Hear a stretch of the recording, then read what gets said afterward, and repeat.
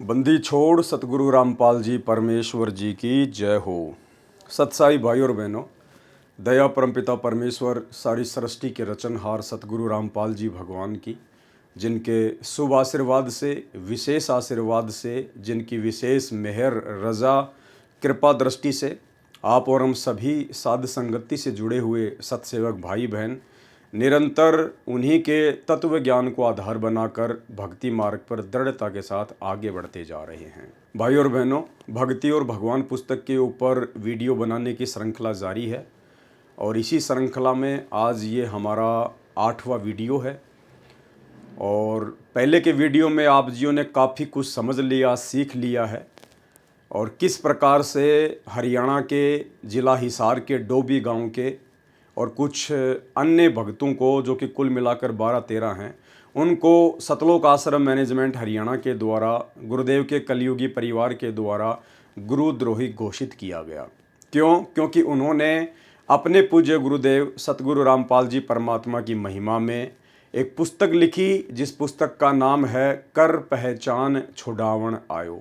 इस पुस्तक को पढ़ने के बाद सतलोक आश्रम मैनेजमेंट हरियाणा के अंदर एक भय उत्पन्न हो गया, एक डर उत्पन्न हो गया कि यदि हमारे अलावा अन्य कोई भगत इस भक्ति मार्ग पर आगे बढ़ता है तो हमारे अस्तित्व के ऊपर खतरा उत्पन्न हो जाता है।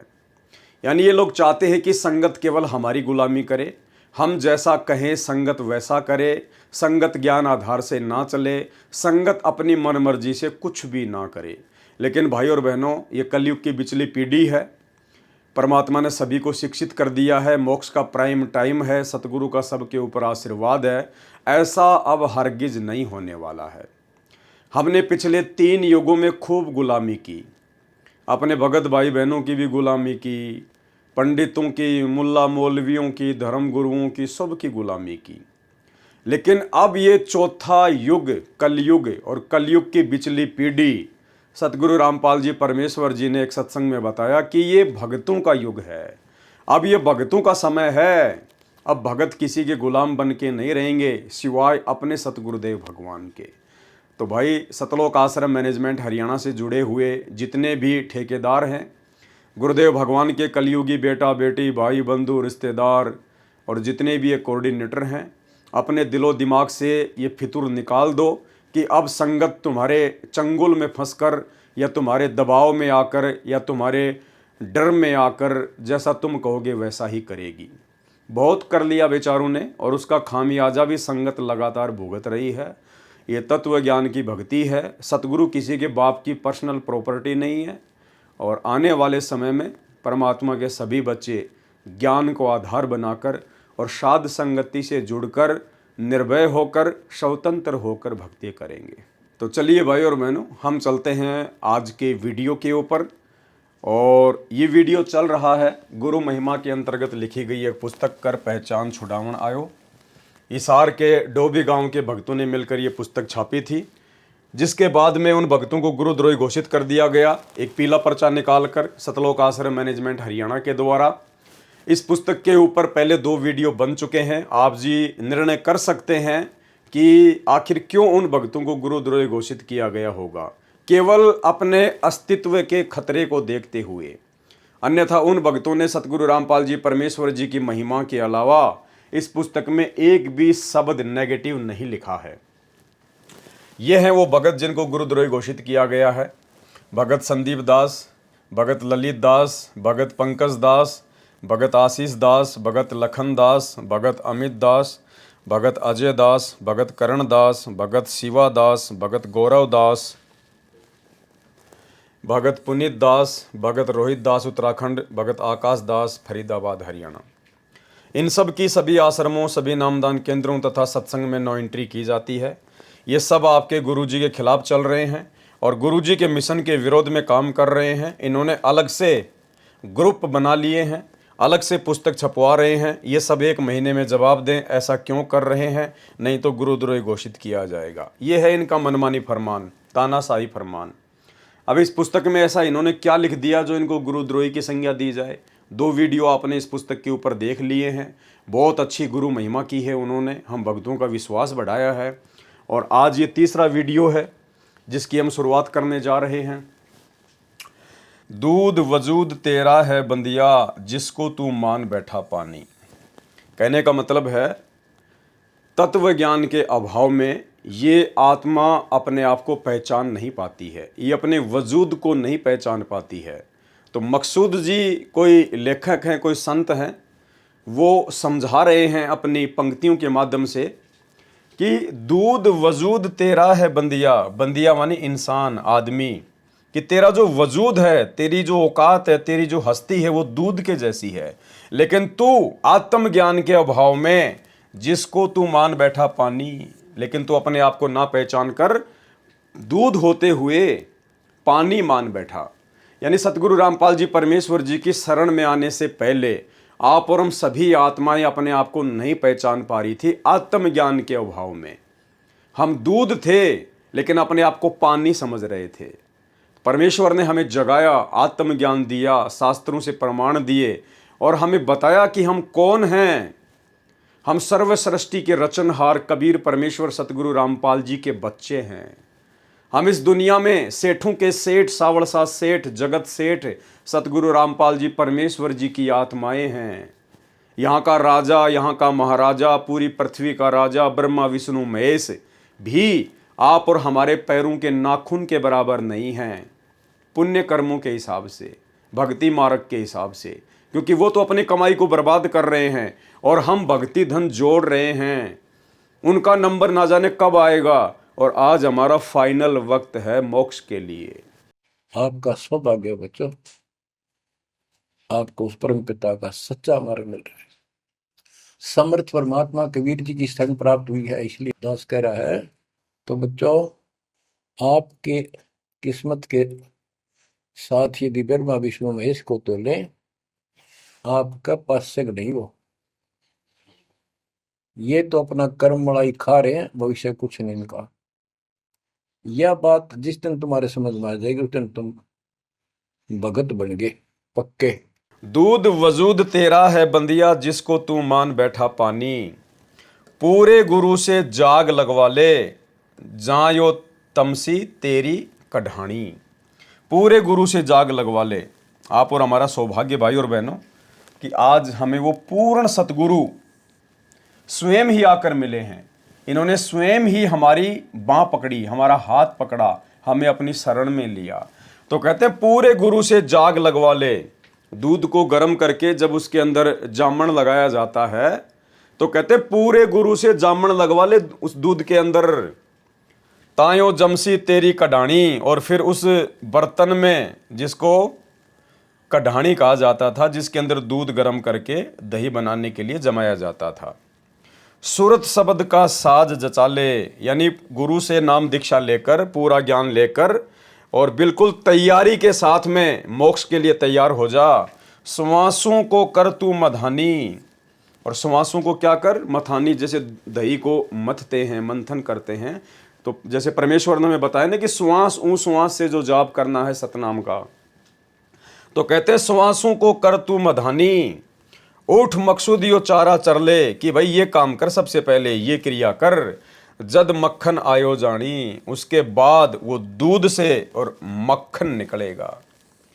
यानी इस प्रकार से हम लोग मोक्ष प्राप्त करेंगे। सबसे पहले हमें आत्मज्ञान हो, आत्मज्ञान करवाने वाला सतगुरु प्राप्त हो। तो आप और हमें तो प्राप्त हो गया, आप और हमें तो परमात्मा ने इस विधि में लगा दिया है कि कैसे दूध से मक्खन बनेगा। ये बाकी लोगों के लिए है जो लोग अभी संत रामपाल जी के ज्ञान से अपरिचित हैं, जो उनके सत्संग नहीं सुन पा रहे हैं, उनके लिए। और यदि समय पर दूध में जाग नहीं लगाया जाता तो वह दूध खराब हो जाता है, फिर उसमें से घी नहीं निकल सकता। इसलिए समय रहते जब वह दूध गर्म हो तभी उसमें जाग लगाया जाता है। ये बात संत मकसूद जी ने मानुष चोले के ऊपर कही है। तुमसे प्रार्थना है कि तुम समय रहते पूरे संत से नाम दीक्षा लेकर अपने जीवन को सफल बना लो, नहीं तो ये जीवन हाथ से छूट जाएगा, फिर तुम कोई भी चारा नहीं कर सकते। किंतु जिसे थोड़ा बहुत ज्ञान भी हो गया और वह किसी लालच के कारण संत रामपाल जी महाराज जी की शरण में भी आ गया और जीव का अभिमान नहीं गया, तो परमात्मा से मिलने वाले पूर्ण लाभ से वंचित रह जाता है। यानी इस पूर्ण सतगुरु से उपदेश प्राप्त करने के बाद भी यदि साधक ने अपने अंदर से वो लोभ, लालच, ईर्ष्या, राग, द्वेष, मान बढ़ाई, अभिमान, यदि इन सब का परित्याग नहीं किया तो भी वो परमात्मा को प्राप्त नहीं कर सकता, अर्थात दूध से मक्खन नहीं बन सकता। एक सत्संग में गुरुदेव भगवान ने हमें बताया कि इस भक्ति मार्ग में आने के बाद में यदि आपने लोभ लालच को नहीं त्यागा, अपने स्वार्थों को नहीं त्यागा, तो आप जी भक्ति मार्ग पर कभी भी सफल नहीं हो सकते। सुनिए ऑडियो। बच्चों, परमात्मा कहते हैं कि उजुलाहा सतलोक में निवास करता है और वहां जाने के लिए आपको पूर्ण गुरु की आवश्यकता पड़ती है और अपने मन का दोष दूर करना होगा। जैसे नाम भी ले लिया और खूब सेवा भी करते हो, भक्ति भी करते हो, अच्छी बात है, और मन में वही उठा पटक और दोष द्वेष लालच लोभ भरा है तो के भक्ति करी। एक समय की बात है, गोपीचंद तथा भर्तरी ये दोनों राजा थे और राजाओं के पास कोई कमी नहीं होती धन की, सारा सुख होता है, पैसे, हीरे, मोती, लाल। परमात्मा पाने के लिए उस सारे सुख को छोड़कर और गोरखनाथ जी के शिष्य बन गए। कति त्यागी बैरागी हो गए, तन पर एक लंगोट रखे, हाथ में करमंडल, जैसा उनका वेशभूषा होती है वो रखते। एक दिन गोपीचंद और भर्तरी जा रहे थे रात्रि में, चांद की रोशनी अच्छी थी, किसी ने रास्ते में पान खाकर थूक रखा था और उसका बुलबुला सा बन गया। ये दोनों वहां जा रहे थे तो चांद की रोशनी में वो बुलबुला सा चमका। भर्तरी को लगा कि ये लाल पड़ा है, लाल हीरा। उसने एकदम उस पर हाथ मारा ठाण खातर, उसका हाथ धस गया थूक में। अरे गोपीचंद हंसे। गोपीचंद बोले, नाथ जी क्या मिल गया ऐसा, कैसे बैठ गए चलते चलते। हाथ ने बोला, रहा तारा गजब भैयो लक्ष्य थूक रखा था, मैंने सोचा लाल है। गोपीचंद बहुत हंसा, बोले जी लाल छूटे नहीं अभी तक।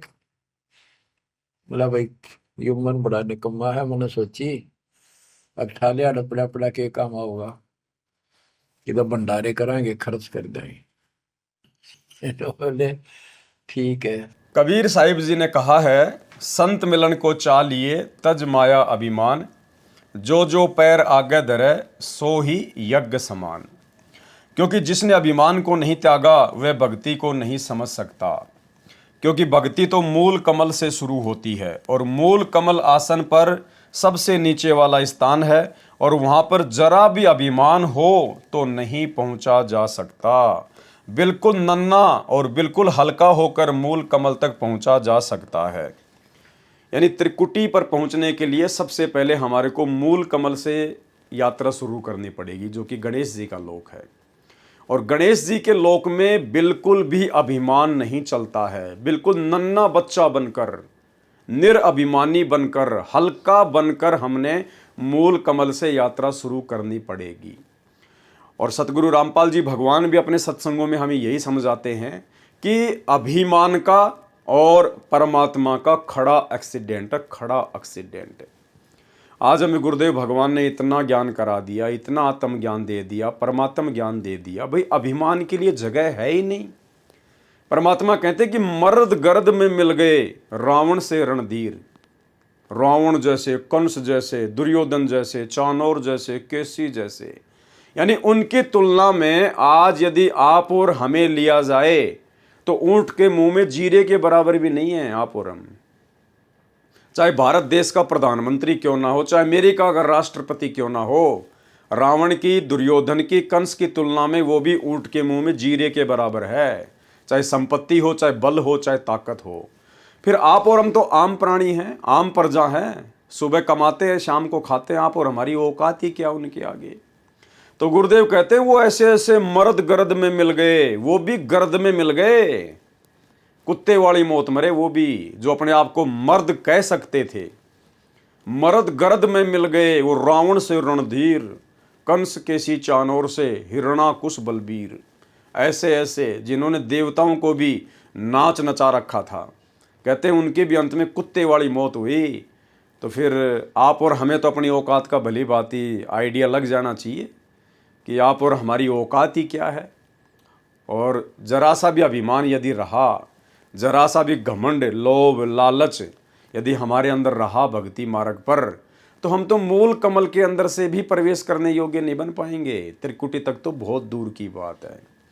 इसलिए परमात्मा हमें समझा रहे हैं कि आपने किस प्रकार से भक्ति मार्ग पर रहना पड़ेगा, किस प्रकार से अपने आप को बिल्कुल दास भाव में लाना पड़ेगा। गरीब सुसरे साले काल हैं, ये साडो समदी साखे, और गोत नात सब काल से भाई सबके मुंह में राख। अब इन बातों को ध्यान से सुनना कि सुसरे साले भी काल हैं, क्योंकि हम इन्हीं की ममता और मोह में, इन्हीं के ऊपर आश्रित होकर के, और साडो समदी साख और गोतनाथ भी काल है, सभी के मुंह में राख। आज हम किसी जाति विशेष से, किसी गोत विशेष की मरोड़ में उसकी बहुत चौधर से उसका पीछा लगाते हैं, फलाना सिंह, और फिर आगे वो गोत लगाते हैं। आज हम ये गोत लगा रहे हैं, कल हम जाकर के कुत्ते की जुनी में जावांगे, वो गोत कहाँ गया, कहाँ वो हमारी जात गई, कहाँ हमारी वो मरोड़ गई, बंदी छोड़ के हैं। यो भी काला से अगर थोड़ी सी भी मन में आप में क्रेड आ जाए किसी के भी कारण से। कबीर रोड़ा बन रा का तज मन का अभिमान। क्या कहते हैं परमात्मा कि अगर भक्ति सफल करनी है तो आपने रास्ते का रोड़ा बन के रहना पड़ेगा। इस भक्ति मार्ग पर आपने उपदेश ले लिया, आप बहुत बड़े बिल्डर हैं, बहुत बड़े बिजनेसमैन हैं, बहुत बड़े कोई मंत्री हैं या बहुत पैसे वाले हैं, परमात्मा कहते हैं बेटा ये सारी फीत अपने घर पे रख के आना। ये उपदेश लेने के बाद इस यथार्थ 13वें कबीर पंथ में पूर्ण परमेश्वर सतगुरु रामपाल जी भगवान की शरण लेने के बाद अपने आप को बहुत बड़ा पैसे वाला समझना, बहुत बड़ा पदवान समझना, बहुत बड़ा कोई शरीर में कोई हट्टा कट्टा है या अपने आप को पहलवान समझना, परमात्मा कहते हैं ये नहीं चलेगा इस मार्ग में बिल्कुल भी। रास्ते का रोड़ा समझना पड़ेगा, रास्ते का कंकर, रास्ते का रोड़ा यानी कोई भी आदमी चलता फिरता है उसको ठोकर मारता रहता है। इधर से आया उसने ठोकर मारा, वो रोड़ा इधर गिर गया, इधर से आया उसके पैर की ठोकर लगी, वो इधर चला गया, किसी को कुछ नहीं बोलता वो। तो कहते हैं आपने इस प्रकार से रास्ते का रोड़ा बनकर भक्ति करनी पड़ेगी। निरअभिमान, किसी प्रकार का कोई घमंड नहीं, कोई अहंकार नहीं, आपने वो पत्थर बन के, पत्थर का टुकड़ा बन के रास्ते का रोड़ा बनना पड़ेगा। कबीर रोड़ा बन रा का तज मन का अभिमान, हरिजन ऐसा चाहिए तहां मिले भगवान। कहते हैं हरिजन यानी भगत जब इस प्रकार का हो जाएगा, उसका स्वभाव इस प्रकार का हो जाएगा रास्ते की रोड़े की तरह, कि चाहे उसको कोई गाली दे रहा है, चाहे उसको कोई थप्पड़ मार रहा है, चाहे उसको कोई भला बुरा कह रहा है, लेकिन वो रास्ते की रोड़े की तरह बिल्कुल चुप, कुछ नहीं बोलता। बोलने दे भाई, बोलने दे भाई। हमारे कर्म ही ऐसे हैं। हम सतलोक से अपने बाप के साथ धोखा करके इस काल के साथ आए, हमारे साथ तो इससे भी ज़्यादा बुरी बननी चाहिए थी। इस प्रकार से रास्ते का रोड़ा, कबीर रोड़ा बन रा का तज मन का अभिमान, हरिजन ऐसा चाहिए तहां मिले भगवान। कहते हैं तब भगवान मिलेगा, लेकिन उससे भी बात नहीं बनेगी, उस रोड़े से भी नीचा बनना पड़ेगा। क्या कह रहे हैं परमात्मा आगे, भाई रोड़ा हुआ तो क्या हुआ, पंथी को दुख दे। अगर तू रास्ते का रोड़ा भी बन गया, अपने आप को तूने पत्थर भी समझ लिया, कंकर भी समझ लिया, तो कहते हैं भाई रोड़ा बनने से भी बात नहीं बनेगी। वो रोड़ा अगर किसी के पैर में लग गया, कोई नंगे पैर चल रहा है और अगर उसके पैर के नीचे वो रोड़ा आ गया तो भाई उसको तो दुख होगा, उसको दर्द होगा, उसके पैर में दर्द होगा, चुभन होगी। तो कहते हैं उससे भी बात नहीं बनेगी, रोड़ा बनने से भी बात नहीं बनेगी। रोड़ा हुआ तो क्या हुआ, पंथी को दुख दे। पंथी यानी जो रास्ते रास्ते चलता है। कहते हैं वो रोड़ा भी किसी न किसी व्यक्ति को दुख दे ही देता है, उसके पैर में चुभ ही जाता है या उसकी चप्पल में लग के और गुद्दी में लग जाती है पीछे चोट। कई बार जैसे बचपन में हम लोग कंकरीले रास्तों पे चला करते थे, रोड के साथ साथ में छोटे छोटे पत्थर के टुकड़े पड़े हुआ करते थे, तो चप्पल पहनते थे उस समय। तो चप्पल पहन के जब चलते थे तो चप्पल पीछे से थोड़ी सी लंबी होती थी, तो उसमें कोई रोड़ी वगैरह आ जाती थी और वो एकदम से प्रेशर से वो रोड़ा यहाँ लगता था गुद्दी में आके। तो परमात्मा कहते हैं अगर तू रोड़ा भी बन गया तो भी कहते हैं तू किसी न किसी को दुख दे सकता है, इसलिए रोड़ा बनने से भी बात नहीं बनेगी। रोड़ा हुआ तो क्या हुआ, पंथी को दुख दे। अरे हरिजन ऐसा चाहिए जो धरनी में खे, भगत तो ऐसा चाहिए जैसे जमीन पे मिट्टी हो, राख हो। खे मानी राख है, यानी रोड़े से भी बात नहीं बनेगी। रोड़े को पीसने के बाद में क्या बनती है, राख बन जाती है, खे बन जाती है, बिल्कुल मिट्टी जैसा होता है, बालू मिट्टी जैसा। कहते तूने वैसा बनना पड़ेगा, धरनी की खे यानी धरती की राख जैसा बनना पड़ेगा तूने। खे हुई तो क्या हुई, उड़ उड़ लागे अंग, हरिजन ऐसा चाहिए जो पानी सरबंग।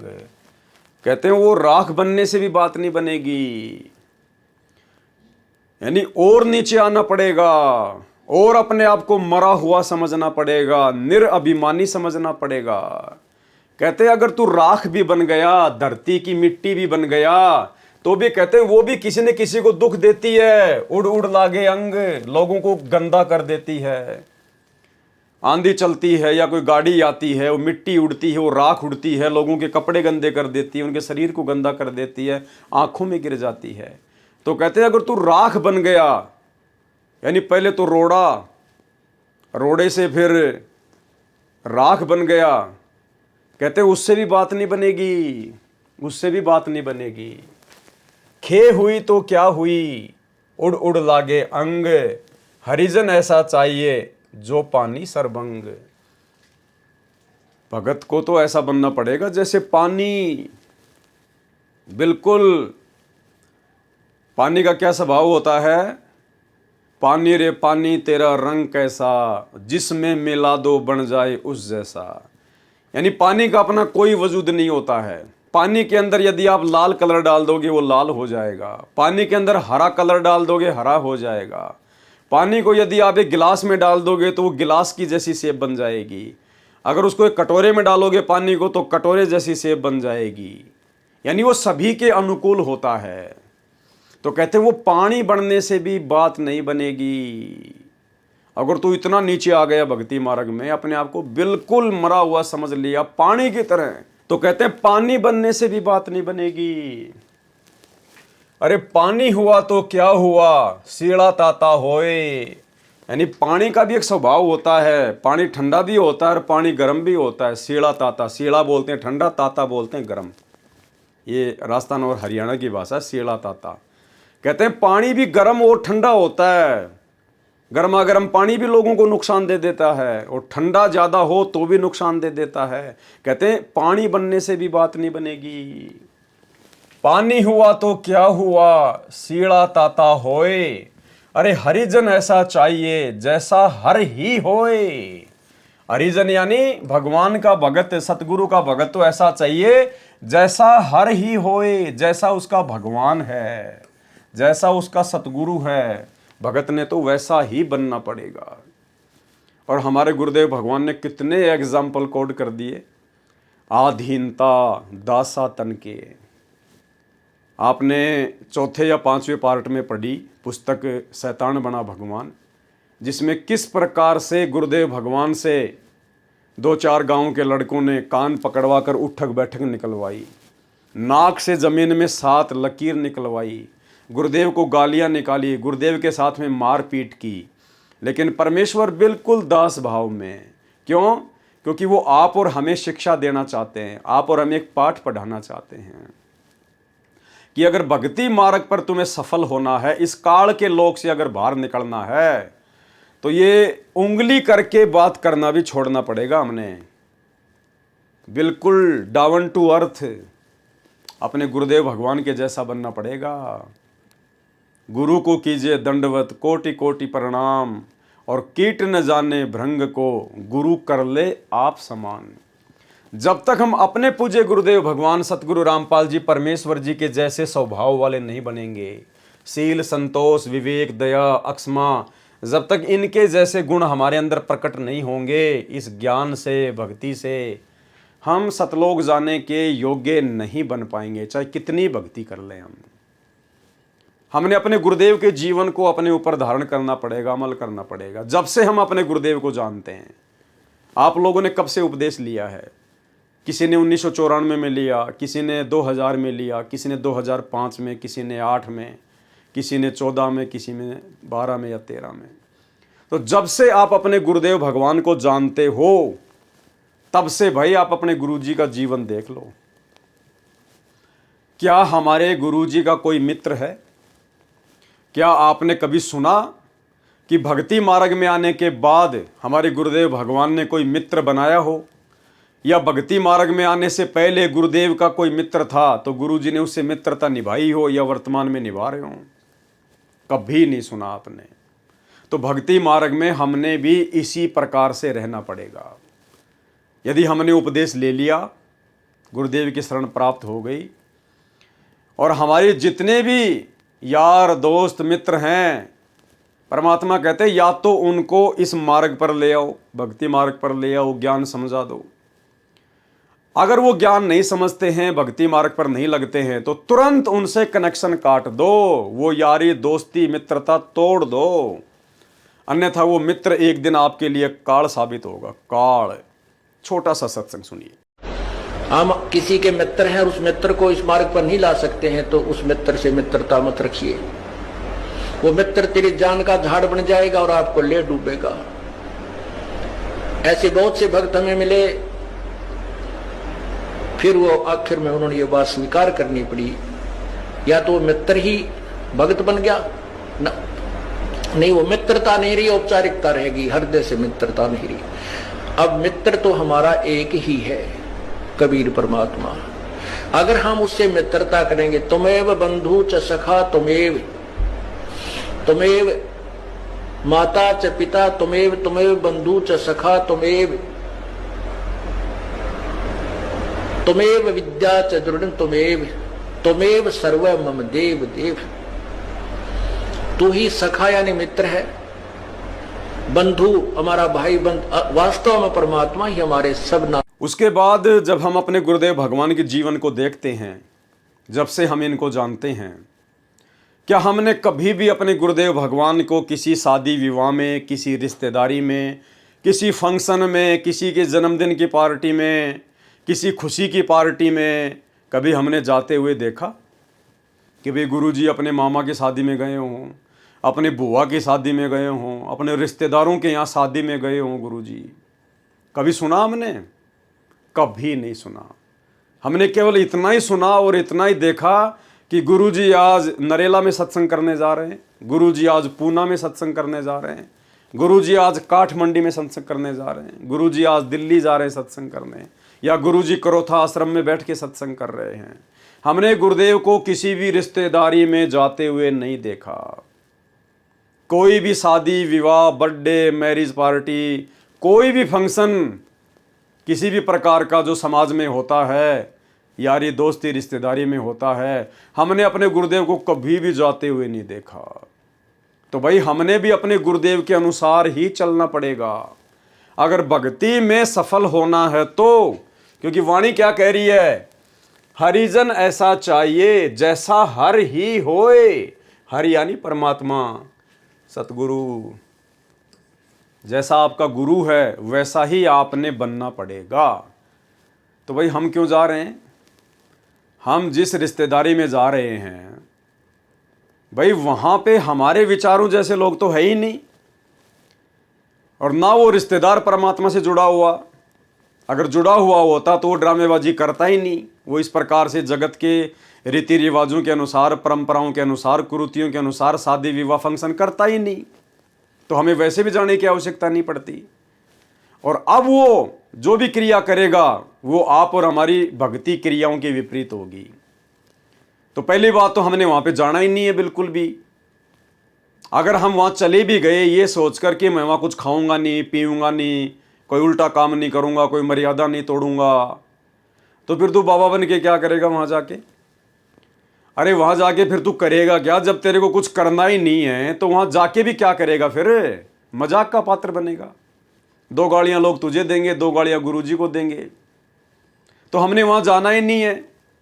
वहाँ जाने का मतलब है भीड़ में भीड़ करना, और भीड़ में भीड़ करने का मतलब है आपने उस शादी का समर्थन कर दिया। वहाँ जाने मात्र से आपका सहयोग हो गया। भाई जब तक हम जाना नहीं छोड़ेंगे तो दुनिया उनको मनाना कैसे छोड़ेगी? जब तक लोग शराब पीना नहीं छोड़ेंगे तो शराब बनाने वाली कंपनियां शराब को बनाना कैसे छोड़ेंगी? तो हम भगतों ने किसी भी रिश्तेदारी में इस स्टेज पर आने के बाद, जो आज साथ संगत वाले भाई बहन हैं, इतने दिनों से जो साथ संगति से जुड़े हुए हैं, इतना परमात्मा का ज्ञान प्राप्त हो गया है, भक्ति मार्ग के इतने गूढ़ रहस्य आपको प्राप्त हो गए हैं, सतगुरुदेव भगवान की वास्तविक परमात्मा वाली स्थिति आपको समझ में आ गई है। अब ऐसी स्थिति में हम भाई बहनों को किसी भी रिश्तेदारी में जाना ही नहीं है। भाई क्या करेंगे जाके? उनकी हमारी क्रियाओं में रात दिन का अंतर। परमात्मा कहते हैं इष्ट मिले और मन मिले, और मिले सकल सब रीत, और कहे कबीर तहां जाइए जहां रह संतन की प्रीत। तो ना तो उन जगत वालों से हमारा इष्ट मिलता, उनका इष्ट राम कृष्ण भैरव भूत बेताल, हमारे इष्ट हैं सतगुरु रामपाल जी भगवान। ना हमारा उनका मन मिलेगा, क्योंकि उनकी क्रियाएं वही जगत वाली है, हमारी क्रियाएं भक्ति मार्ग के अनुसार ही हैं। तो कहते हैं इष्ट मिले और मन मिले, मिले सकल सब रीत, और ना उनकी हमारी कोई रीति रिवाज मिलेगा, क्योंकि हमने तो उन पाखंडों को छोड़ दिया, उन आडंबरों से पीछा छुड़ा लिया, उन परंपराओं को हमने निर्वाह करना छोड़ दिया जो व्यर्थ की हैं, जो फालतू की हैं, लेना देना दहेज बैंड बाजा घोड़ी बाराती, हमने उन सबको छोड़ दिया। तो हमने वहाँ जाना ही नहीं है। ये ना देखो कि नाराज होगा तो आपकी कौन सी भैंस खोल के ले जाएगा? भाई आपने कौन सा उससे कर्जा ले रखा है, और ले रखा है तो कर्जा कर्जे के हिसाब से दिया जाएगा। कोई गुलामी थोड़ी करोगे, मर्यादा थोड़ी तोड़ोगे, चापलूसी थोड़ी करोगे। तो हमने हमारे गुरुजी को क्या कभी किसी शादी में, किसी फंक्शन में, किसी बात में, किसी छूचक में, किसी जन्मदिन की पार्टी पे, इनके रिश्तेदार के यहाँ पर या इनके किसी यार दोस्त के यहाँ पर कभी हमने जाते हुए देखा, सुना कभी हमने? कभी नहीं। अगर भक्ति सफल करनी है, इसी जन्म में अगर पूर्ण मोक्ष प्राप्त करना है गुरुदेव के रहते सहते, तो हमने गुरुदेव के अनुसार बनना पड़ेगा। उन रिश्तेदारों को आवश्यकता होगी तो आपके दरवाजे पर आ जाएंगे, अन्यथा हमने जाने की आवश्यकता नहीं है। क्योंकि वहाँ जाएंगे तो हम कुछ नुकसान ही उठा कर आएंगे, कोई न कोई मर्यादा तुड़वा कर ही आएंगे। इसलिए हमने जाना ही नहीं, क्योंकि हमने तो हरि के जैसा बनना है, हमने तो अपने सतगुरु के जैसा बनना है। इसके अलावा जब से आप अपने गुरु जी को जानते हैं, क्या आपने कभी सुना कि गुरु जी आज सत्संग के बाद में मनाली घूमने गए हैं, कुल्लू घूमने गए हैं, शिमला घूमने गए हैं, गुरुजी 7 दिन के लिए पिकनिक मनाने गए हैं? कभी सुना आपने? कभी नहीं सुना आपने। तो हम क्यों जा रहे हैं भाई? हम क्यों अपने बाल बच्चों को लेकर जगह जगह ठोकर खाने जा रहे हैं, धक्के खाने जा रहे हैं तीर्थों पर? शिमला, कुल्लू, मनाली, ऊटी, मुन्नार, फलाना दिखना, हम क्यों जाएं भाई वहाँ पर? जब हमारा भगवान नहीं गया तो हम क्यों जाएं? अगर हम वहाँ जाएंगे तो मर्यादा तुड़वा कर आएंगे, हमारे भाव बिगड़ेंगे, भक्ति बिगड़ेगी। क्यों जाते हैं लोग इन पहाड़ों पर, इन घूमने वाली जगहों पर लोग क्यों जाते हैं? आनंद प्राप्त करने के लिए, वहाँ की सुंदरता को देखने के लिए, मन को खुश करने के लिए। अरे भाई यदि यहीं पे चीज़ें आपको अच्छी लग रही हैं, ये पहाड़, नदियाँ, झरने, पेड़ पौधे, यदि आपको ये सब अच्छे लग रहे हैं इस गंदे लोक में, तो सतलोक को आप कभी प्राप्त नहीं कर पाओगे, कभी भी। एक बार सत्संग में गुरुदेव ने बताया कि परमात्मा कुछ भक्तों को विमान में बैठाकर ऊपर लेकर जा रहे थे। तो उनमें एक भगत ऐसा भी था जो भेड़ बकरियां चराया करता था। गांव से बाहर बहुत सारे पेड़ पौधे होते थे, जंगल सा होता था। अब उसने बेचारे ने कभी ऊपर से नज़ारा देखा नहीं था। तो जैसे उसने हवाई जहाज जब गांव के ऊपर से गुजरा और उसको जब वो पूरा सीन दिखाई दिया, पेड़ पौधे नदियाँ झरने, तो उसने कहा अरे वाह क्या गजब सुंदरता है। इतना कहना ही था, तुरंत वो जहाज से नीचे गिरने लगा गोते खाते हुए। एक भगत ने कहा गुरुजी वो नीचे गिर गया उसका नाम लेके। तो गुरुदेव ने कहा कि बेटा अभी इसको ये गंदा लोक बहुत अच्छा लग रहा है, अभी उसको ये सुंदर लग रहा है, अभी ये सतलोक जाने के योग्य नहीं हुआ बेटा। जब तक ये लोक हमें गंद नजर नहीं आएगा, कूड़ा करकट नजर नहीं आएगा, तब तक हम सतलोक के योग्य नहीं बन सकते। तो अगर आप शिमला जाओगे, कुल्लू मनाली ऊटी फूटी जाओगे, तो क्यों जाते हैं लोग वहाँ पर? आनंद उठाने के लिए, सुंदर सुंदर दृश्यों को देखने के लिए, मन को खुश करने के लिए। तो हमने मन को थोड़ी खुश करना है, हमने तो सतगुरु को खुश करना है। तो हमने भूलकर भी, भले आप किसी भगत के वहाँ गए हुए हैं, कोई भगत मान लो शिमला में रहता है, कोई भगत मान लीजिए ऊटी में रहता है, या कोई ऐसी और जगह जो घूमने लायक जगह है, देश विदेश से लोग आते हैं घूमने के लिए, और यदि वहाँ आप अपने किसी भगत भाई से मिलने गए हैं किसी काम से, तो भी आपने उस जगह पर नहीं जाना कि ले यार भगत के पास तो आ ही गया और यहाँ से तो 4 किलोमीटर ऊपर पहाड़ पे है, चलो देख के आ जाते हैं। चलो भगत जी गए काम से। ये दास उत्तराखंड में 1 साल तक रह के आया है, 1 साल तक। और जहाँ मैं रहता था उत्तराखंड में, वहाँ से मात्र 40 किलोमीटर की दूरी पर मसूरी है, जहाँ पर देश विदेश से लोग घूमने आते हैं। मसूरी, देहरादून में ऊपर पहाड़ पर। और ये दास महीने में 5 बार जाता था देहरादून सामान लाने के लिए। मैं कभी भी मसूरी घूमने के लिए नहीं गया, कभी भी ना, कभी अपने बच्चों को भेजा, ना कभी मेरे बच्चे गए वहाँ पर। उसके बाद मैं हरिद्वार में आ गया, 6 महीने में हरिद्वार में रहा। कभी भी ना तो गंगा जी में एक बार नहाने के लिए मैं गया, ना कभी मेरे बच्चे गए। भाई और बहनों, तभी हम परमात्मा को प्राप्त कर पाएंगे। हमने तो यहाँ पर अपना टाइम पास करना है, टाइम पास, और अपनी भक्ति को सफल करना है। अगर बकवादों में उलझ गए ना, ये नहाने में, धोने में, घूमने में, फिरने में, ब्याह शादी में, यहीं अटक के रह जाएंगे, यहीं अटक के। यहाँ तो पल पल चिंता होनी चाहिए कि परमात्मा कहीं रह ना जाए, कहीं छूट ना जाए। हे सतगुरु, हमसे भक्ति मार्ग में कोई कमी ना रह जाए, आपके दिल पर कोई चोट ना पहुंच जाए हमारी किसी भी गलत क्रिया के कारण। इतना डर डर कर हमने ये भक्ति करनी है। तो हमने अपने गुरुदेव भगवान को कभी भी किसी राजनीतिक पार्टी का समर्थन करते हुए देखा? क्या किसी राजनेता को आश्रम में आकर गुरुदेव से आशीर्वाद लेते हुए देखा? या गुरुदेव ने कभी किसी पार्टी के किसी नेता को आशीर्वाद दिया हो कि भाई तू जीत जाएगा, मेरा आशीर्वाद है, जैसा कि अन्य दूसरे संत देते रहते हैं, अखबारों में आती रहती है? क्या गुरुदेव ने हमें कभी किसी राजनीतिक पार्टी का समर्थन करने का आदेश दिया? किसी भी राजनीतिक पार्टी को वोट देने के लिए कहा? किसी भी राजनेता का समर्थन करने के लिए कहा? नहीं। तो फिर हम क्या कर रहे हैं? उनके 2014 में जेल जाने के बाद उनके परिवार के द्वारा जिस प्रकार से संगत को राजनेताओं का कुत्ता बना दिया गया है, राजनेताओं का समर्थन करवाया जाता है, राजनेताओं को वोट डलवाए जाते हैं, पार्टी विशेष का प्रचार करवाया जाता है। 2019 में सतलोक आश्रम मैनेजमेंट हरियाणा ने कांग्रेस का समर्थन करवाया, कांग्रेस को वोट डलवाए, बाकायदा गुरुदेव का नाम ले लेकर। 2024 में बीजेपी का समर्थन करवाया, बीजेपी को वोट डलवाए, बीजेपी के जो राजनेता हैं उनकी रैलियों में भक्तों को बसों में भर भर के ले गए और भक्तों को डराया गया, धमकाया गया, पीले पर्चे निकालकर, गुरुदेव का आदेश बताकर कि जो व्यक्ति बीजेपी को वोट नहीं देगा उसको गुरुद्रोही घोषित कर दिया जाएगा, उसकी आश्रम में नो एंट्री। भाई और बहनों, ये परीक्षा का समय है, ये परीक्षा का समय है। हमने अपने गुरुदेव को देख के चलना है, गुरुदेव के काल प्रेरित परिवार को देख के नहीं चलना, गुरुदेव के बेटा बेटी भाई बंधु रिश्तेदारों को देखकर नहीं चलना, वो तो काल की हद में है, काल की जकड़ में। तो हमारे गुरुदेव ने ना कभी गंदी राजनीति करी, ना हमारे गुरुदेव का कभी इस गंदी राजनीति से कोई संबंध रहा। तो भाई और बहनों, हमने भी उसी प्रकार से इस भक्ति मार्ग पर अपने आप को संभाल कर, फूक फूक के कदम रख कर चलने की आवश्यकता है। तब ये भक्ति सफल होगी, वरना ये काल भक्ति सफल होने नहीं देगा।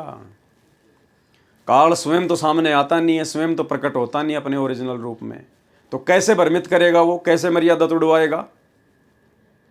गुरुदेव के परिवार के माध्यम से, क्योंकि संगत नादान है, संगत आंख बंद करके विश्वास कर लेती है कि गुरुजी का बेटा है, गुरुजी का भाई है, गुरुजी के परिवार वाले हैं, और संगत विश्वास में आके मर्यादा तोड़ देती है, ज्ञान को आधार बना नहीं पाती।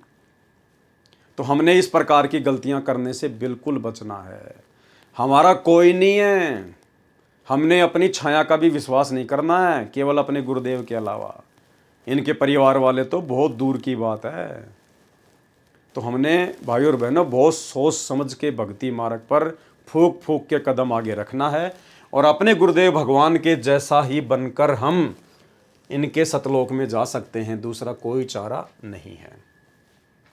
पानी हुआ तो क्या हुआ, सीड़ा ताता होए, और हरिजन तो ऐसा चाहिए जैसा हर ही होए। जैसा हमारा भगवान है, जैसे हमारे सतगुरुदेव हैं, हमने ऐसा ही बनना पड़ेगा, तभी हम यहाँ से बाहर निकल सकते हैं। एक समय की बात है, पीपा नाम का बादशाह अपने वजीरों से चर्चा कर रहा था कि इस धरती पर कोई ऐसा साधु संत बताओ जो मुझे एक दिन में ही भगवान से मिला दे और मेरा सारा भ्रम दूर हो जाए और मैं हमेशा के लिए तृप्त हो जाऊं।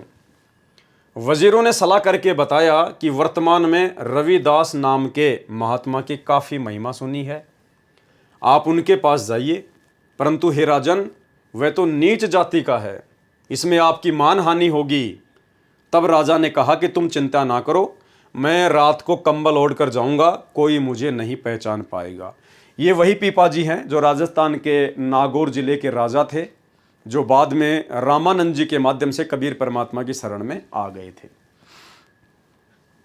राजा ने ऐसा ही किया।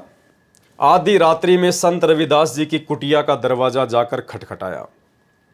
संत रविदास जी परमात्मा की भक्ति में बैठे थे। पीपा बादशाह ने उन्हें प्रणाम किया और कहा, हे संत जी, मैंने सुना है कि आप एक ही दिन में परमात्मा से मिला देते हैं और मुझसे बातें करने वाले साधु संत बहुत मिलते हैं, परंतु एक ही दिन में भगवान से मिलाने वाला कोई नहीं मिला।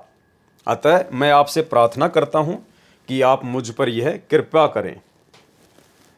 तब संत रविदास जी महाराज ने अपनी कुंडी में से, जिसमें चमड़ा भिगोया करते थे, गंदा और बदबूदार पानी लिया और पीपा बादशाह को कहने लगे, ये लो राजन, आप यह पानी पी लो। भाई और बहनों, ये कोई सामान्य कथाएं नहीं हैं और ना हम खाली इन कथाओं का आनंद लेने के लिए वीडियो बना रहे हैं। इन कथाओं से हमने शिक्षा लेनी है कि हमें क्या लाभ मिल सकता है, हम कैसे सावधान हो सकते हैं, हम कैसे गलतियां करने से बच सकते हैं, हमारे मतलब का क्या है इन कथाओं में। तो ध्यान से सुनिए। तो रविदास जी ने क्या कहा पीपा जी से, जिसमें वो चमड़ा भिगोया करते थे अपने उस पात्र में, उसमें से वो बदबूदार पानी चमड़े का भीगा हुआ एक गिलास पीपा जी को दे दिया और बोला, राजन लो, पी लो। गंदा और बदबूदार पानी लिया और पीपा बादशाह को कहने लगे, ये लो राजन, आप यह पानी पी लो, आपका कल्याण हो जाएगा। तब राजा ने शर्म के कारण अपने हाथ तो फैला लिए, परंतु वह पानी नहीं पिया, बल्कि सारा पानी हाथों के सहारे से नीचे गिरा दिया और कुछ राजा के कपड़ों में लग गया। फिर राजा वापस महल में आ गया और वजीरों को भली बुरी कहने लगा कि वह रविदास पागल है, उसने मुझे भीगे हुए चमड़े का गंदा पानी पिलाया, मेरा धर्म भ्रष्ट हो जाता। जल्दी से वह कपड़े उतार कर धोने के लिए भिजवा दिए। राजा का सेवक कपड़ों को लेकर धोबी के घाट पर पहुंचा। धोबी ने देखा कि कपड़ों में गंदे पानी का दाग लगा हुआ है। उसने कपड़ों को पानी में भिगो दिया और दाग नहीं छूटने पर अपनी बेटी को दिया कि इसे मुंह से चूसकर इस कपड़े का दाग छुड़ा दे। ज्यों ही लड़की ने वह कपड़ा अपने मुंह में लिया तो रविदास महाराज के आशीर्वाद से उस लड़की को अपने अंदर के नज़ारे नजर आने लगे तथा उसकी दिव्य दृष्टि खुल गई। उसने रविदास महाराज के दिव्य स्वरूप के दर्शन किए और वह रविदास महाराज के प्रेम में वाणी और भजन शब्द गाने लगी। काफ़ी लोगों ने उसकी महिमा और प्रशंसा की और उसे संत मान लिया। ये बात पीपा राजा के पास पहुंची तो राजा भी उस लड़की के दर्शन के लिए गया। पीपा राजा बहुत नेक आत्मा थी जो परमात्मा के लिए बेहद व्याकुल थी। बाद में कबीर साहिब ने इस आत्मा का उद्धार किया था, परंतु जब वह राजा उस लड़की के पास पहुंचा तो लड़की ने उस राजा को प्रणाम किया। तब राजा ने सोचा यह तो कोई साधारण लड़की है, भला संत होती तो मुझे प्रणाम क्यों करती। तब लड़की ने कहा कि हे राजन, मुझे तो ज्ञान आपके कारण ही प्राप्त हुआ है। आपके कपड़ों में दाग लगे हुए थे, ज्यों ही मैंने कपड़ों को मुंह में लिया वह अमृत का रस मेरे अंतःकरण में प्रवेश हुआ और मुझे परम आनंद की अनुभूति हुई। सारे संदेह और शोक दूर हो गए। यह सुनकर राजा को अपनी गलती का एहसास हुआ और जल्दी से दौड़ता हुआ रविदास महाराज के पास पहुंचा और कहा, हे महाराज, मुझसे गलती हो गई, मुझे वह आपका अमृत दोबारा पिला दो। तब रविदास महाराज ने उत्तर दिया, क्या कहा? अरे प्याऊं था तब पिया नहीं। जब तुझे पिला रहा था, तू आया था रात को और मैंने तुझे गिलास भर के दिया था, उस समय तो तूने पिया नहीं। प्याऊं था तब पिया नहीं। अरे पीपा, तूने अभिमान किया, अब यह कुंडी खाली हो गई, वो पानी मुल्तान गया। कि वो कोई समय था, कोई संयोग था। अब चाहे तू लाख गिलास पी ले इसी कुंडी में चमड़े के, अब तेरी दिव्य दृष्टि नहीं खुल सकती। उसके बाद पीपा को बड़ी शर्मिंदगी हुई, बड़ा धोखा उसको महसूस हुआ कि मैं तो बहुत बड़ा मौका चूक गया। भाई और बहनों, ठीक आज सतलोक आश्रम से जुड़ी हुई 90% संगत की यही हालत है।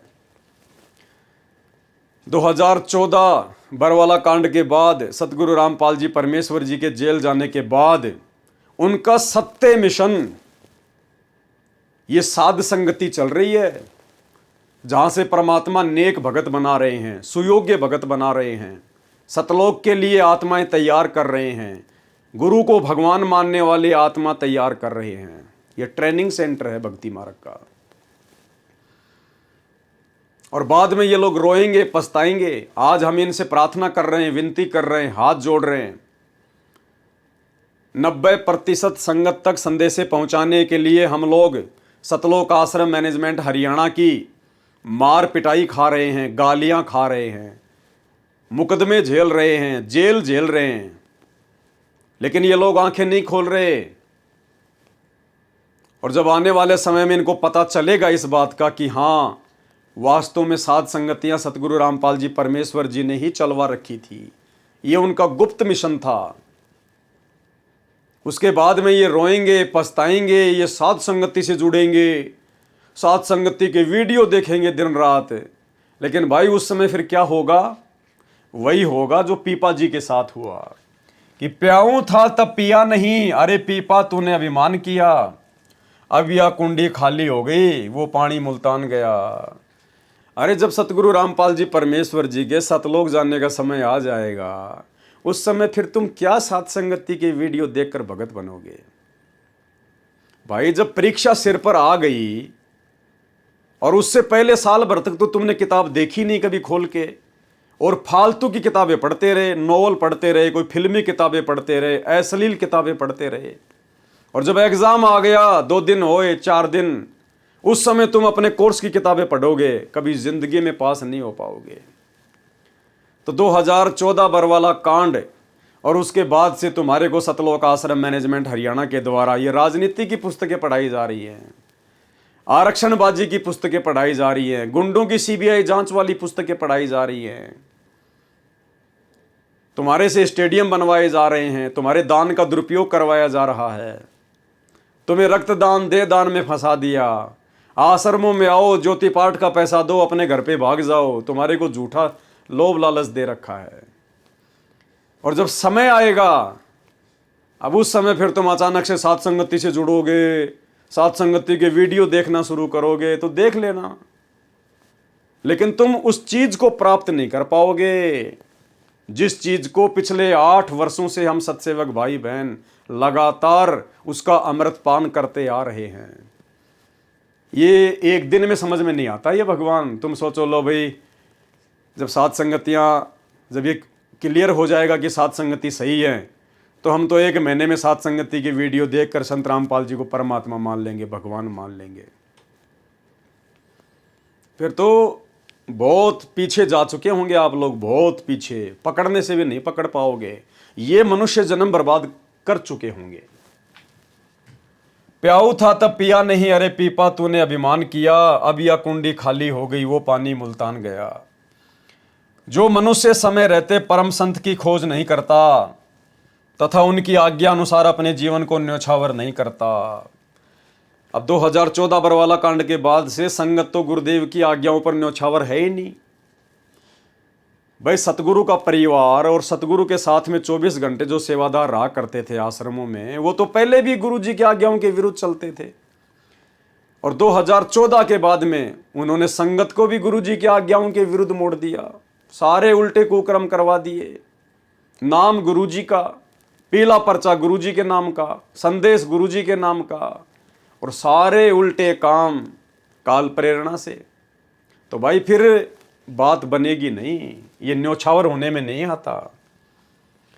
जो मनुष्य समय रहते परम संत की खोज नहीं करता तथा उनकी आज्ञा अनुसार अपने जीवन को न्योछावर नहीं करता, वह अपना अभिमान नहीं त्यागता, वह मनुष्य अपना जीवन व्यर्थ कर जाता है। परमात्मा प्राप्ति के मार्ग में अभिमान सबसे बड़ी दीवार है। गुरुदेव कहते हैं, आधीनी के पास है पूर्ण ब्रह्म दयाल, यानी जो भगत आधीन है, विनम्र है, दास है। कैसे? उसके पास में सतगुरु है, उसके पास में दीन दयाल है। आधीनी के पास है पूर्ण ब्रह्म दयाल, और मान बड़ाई मारियो बेअदबी सिरकाल। जो आदमी मान बड़ाई में फूला फूला फिरता है ना, अहंकार में, अभिमान में, भगतों को गालियां देता है, भगतों के साथ में मारपीट करता है, कहते वो तो बेअदबी कर रहा है। और ऐसे बेअदबी इंसान के सिर पर तो काल बैठा होता है, काल। कबीर साहिब जी ने कहा है, लेने को हरि नाम है और देने को अनुदान। अगर इस संसार में लेने को कोई चीज है तो परमात्मा का नाम है, और देने को अनुदान, और तैरने को है दीनता, और डूबन को अभिमान। अगर डूबना है तो अभिमान कर लो, घमंड कर लो, बस सारा काम खराब हो जाएगा। अभिमानी व्यक्ति तो अपने व्यक्तित्व को चमकाने के लिए, जो वह खुद नहीं है, और लोगों को कुछ और दिखाने के लिए अपना चरित्र, अपनी छवि दुनिया में बढ़ा चढ़ाकर दिखाने के लिए सारा दिन मंथन और चिंतन करता रहता है, परंतु उसके हाथ कुछ नहीं लगता। वह सारा दिन पशु की तरह भटकता है और पूरा जीवन व्यर्थ करके चला जाता है। गुरु महाराज से नाम उपदेश लेने के बाद भी लोग चुगली, निंदा, रिश्वतखोरी के घिनौने कर्मों को अंजाम देते हैं। क्या लिखवाया परमात्मा ने कि गुरु महाराज से उपदेश लेने के बाद भी, कौन गुरु महाराज? सतगुरु रामपाल जी भगवान। इनसे उपदेश लेने के बाद भी लोग चुगली, निंदा, रिश्वतखोरी के घिनौने कर्मों में अंजाम देते हैं। बंदी छोड़ सतगुरु रामपाल जी भगवान ने ऐसा अमृत ज्ञान दिया है, इसके बावजूद भी लोग छुपकर गंदे कर्मों में लिप्त होते हैं। अरे छुप के करना तो चलो दूसरी बात है, यहाँ तो सरेआम सीना चौड़ा करके राजनीति कर रहे हैं, गुंडों की सीबीआई जांच करवा रहे हैं, भक्तों के दान का पैसा सामाजिक संगठनों को दे रहे हैं, जाट आरक्षणों में भक्तों को बैठा दिया, भक्तों का पैसा चंदे के रूप में दे दिया। यहाँ तो सरेआम उल्टे काम हो रहे हैं, छुप के तो ना जाने क्या क्या करते होंगे ये लोग। वह परलोक में तो क्या, इस लोक में भी सुखी नहीं हो सकते। जो व्यक्ति इस आध्यात्मिक ज्ञान को पकड़कर अच्छे से सेवा नहीं करता और अच्छे चरित्र का पालन नहीं करता, वह परमात्मा का अपराधी है। उसने परमात्मा के ज्ञान का मजाक बनाया है, उसे बख्शा नहीं जाएगा। गुरु महाराज के पीठ पीछे से कुछ लोग और कुछ मुख्य सेवक के तौर पर कार्य करते हैं, उनमें भी काफी घिनौने दोष देखे गए हैं। तुम उस भगवान से नहीं छुप सकते। तुम्हें तो बंदी छोड़ सतगुरु रामपाल जी भगवान ने अपना सेवक चुना है, मौका दिया था तुम लोगों को परमात्मा ने।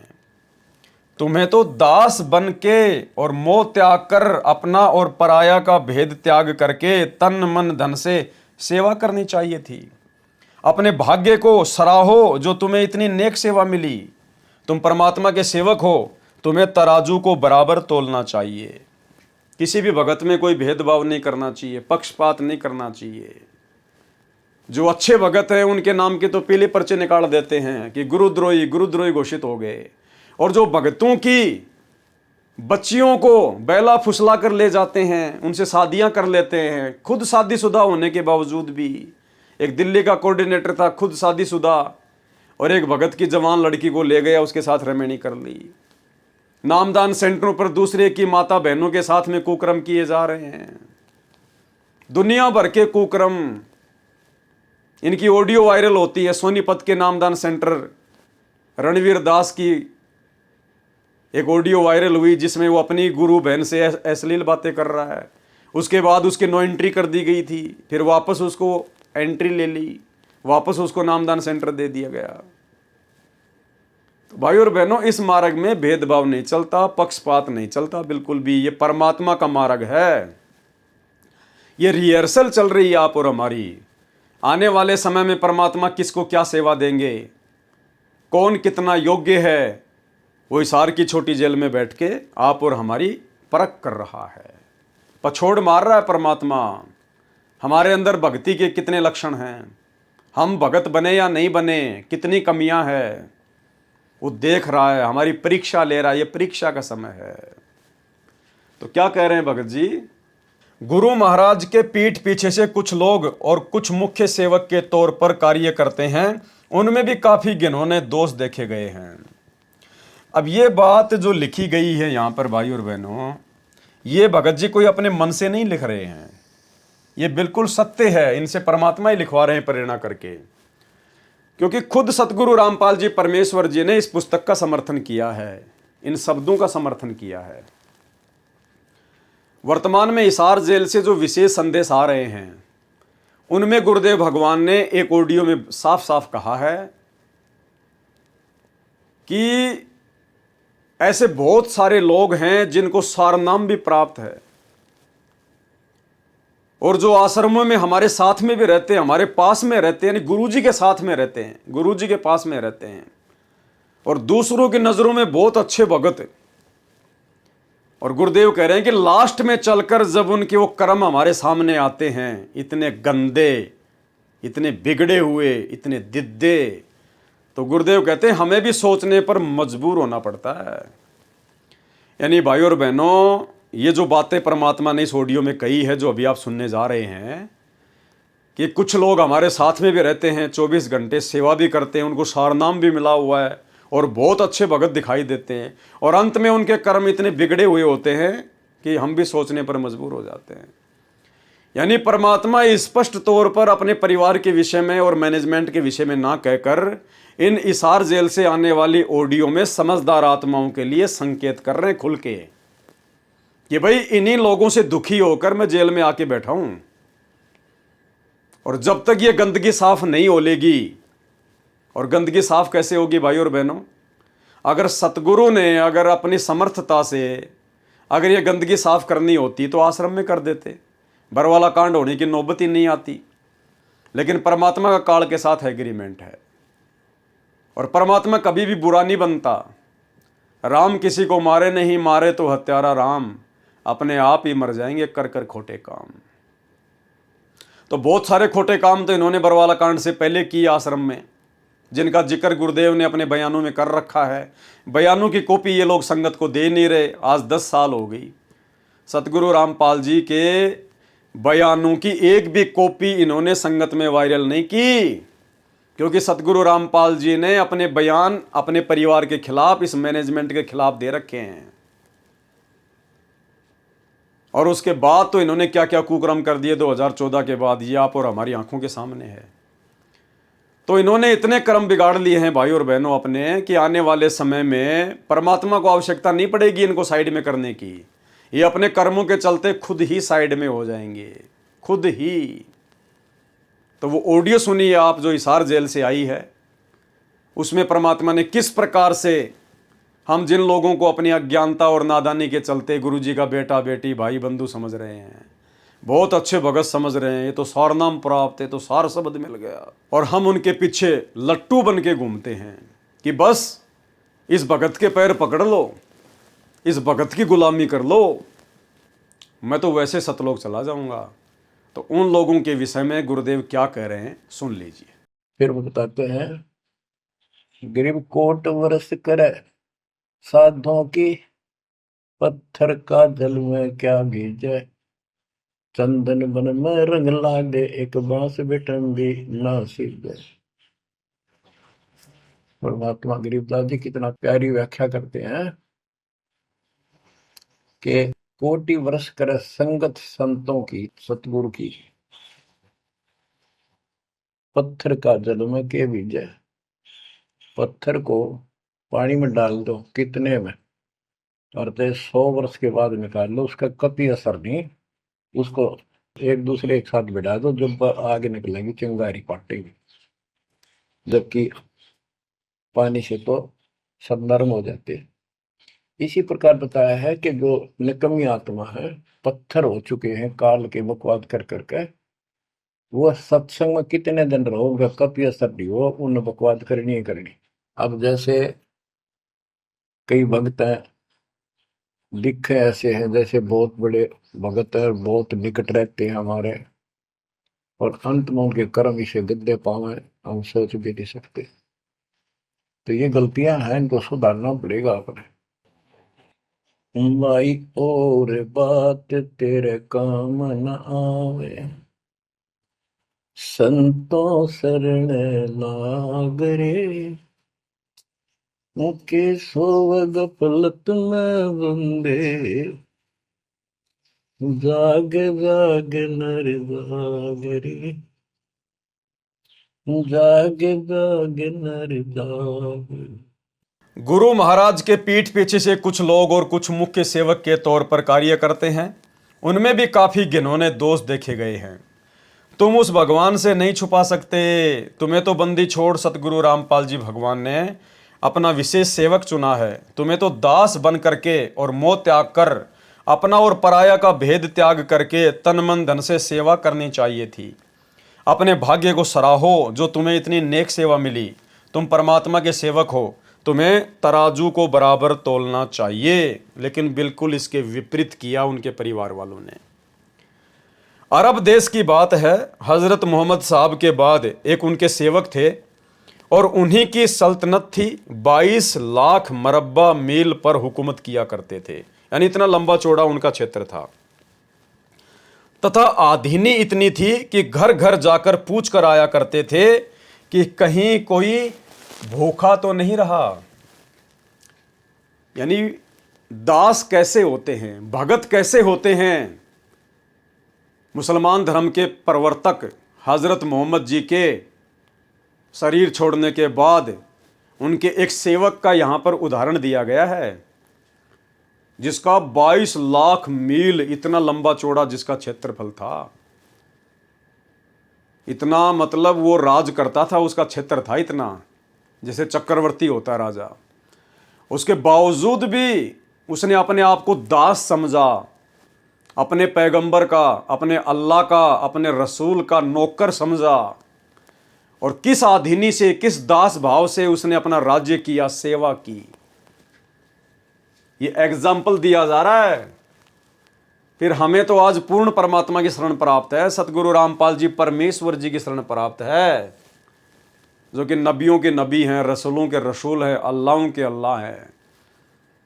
और यदि आज हमें कोई सेवा उन्होंने बख्शी है, कोई मौका दिया है, तो हमने किस प्रकार से निष्पक्ष होकर कुर्बान हो जाना है, ये उदाहरण दे रहे हैं। उदाहरण यानी ऐसे सेवक बनेंगे तब परमात्मा आशीर्वाद की दया बख्शते हैं।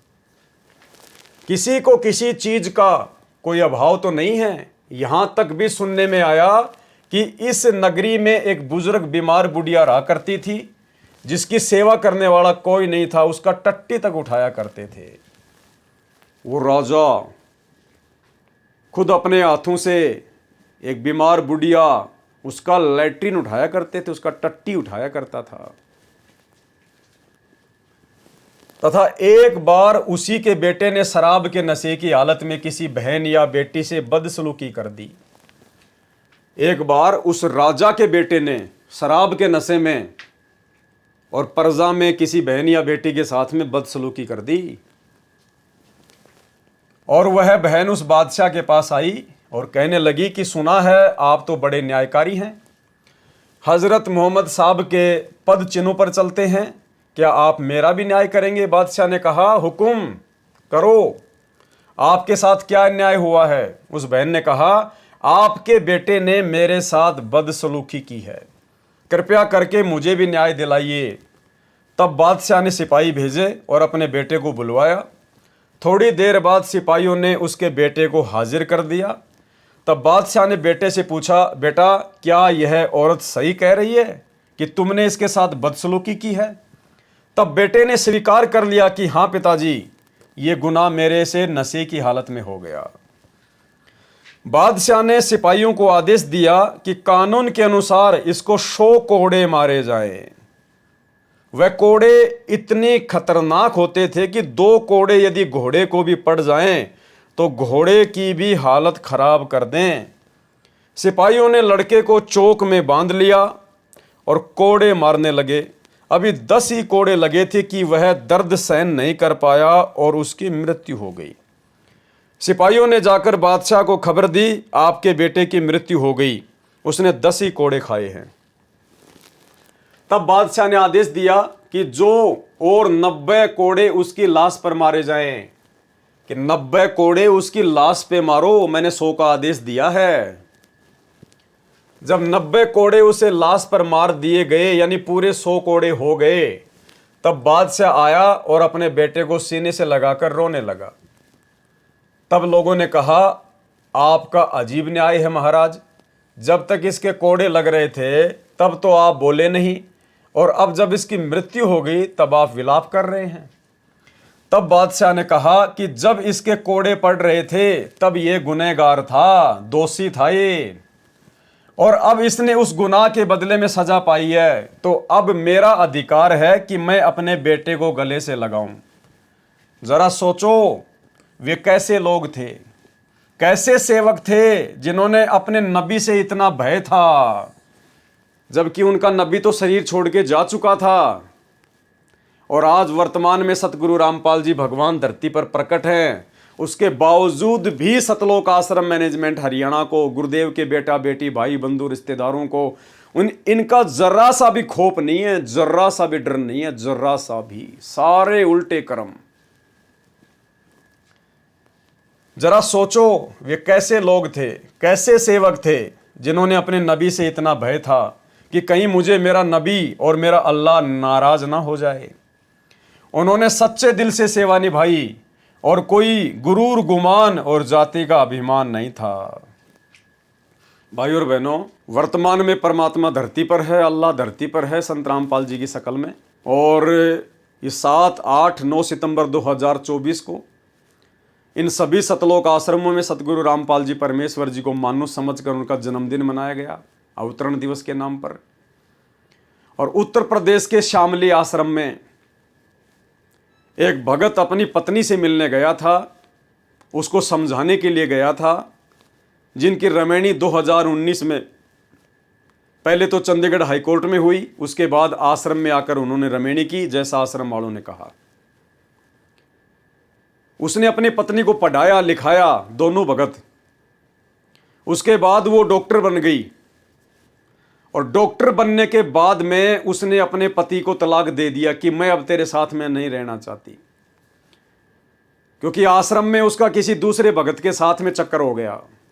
उसने किसी दूसरे भगत को पसंद कर लिया, और जिसने पढ़ा लिखा के डॉक्टर बनाया उस भगत को छोड़ दिया, उससे अलग हो गई।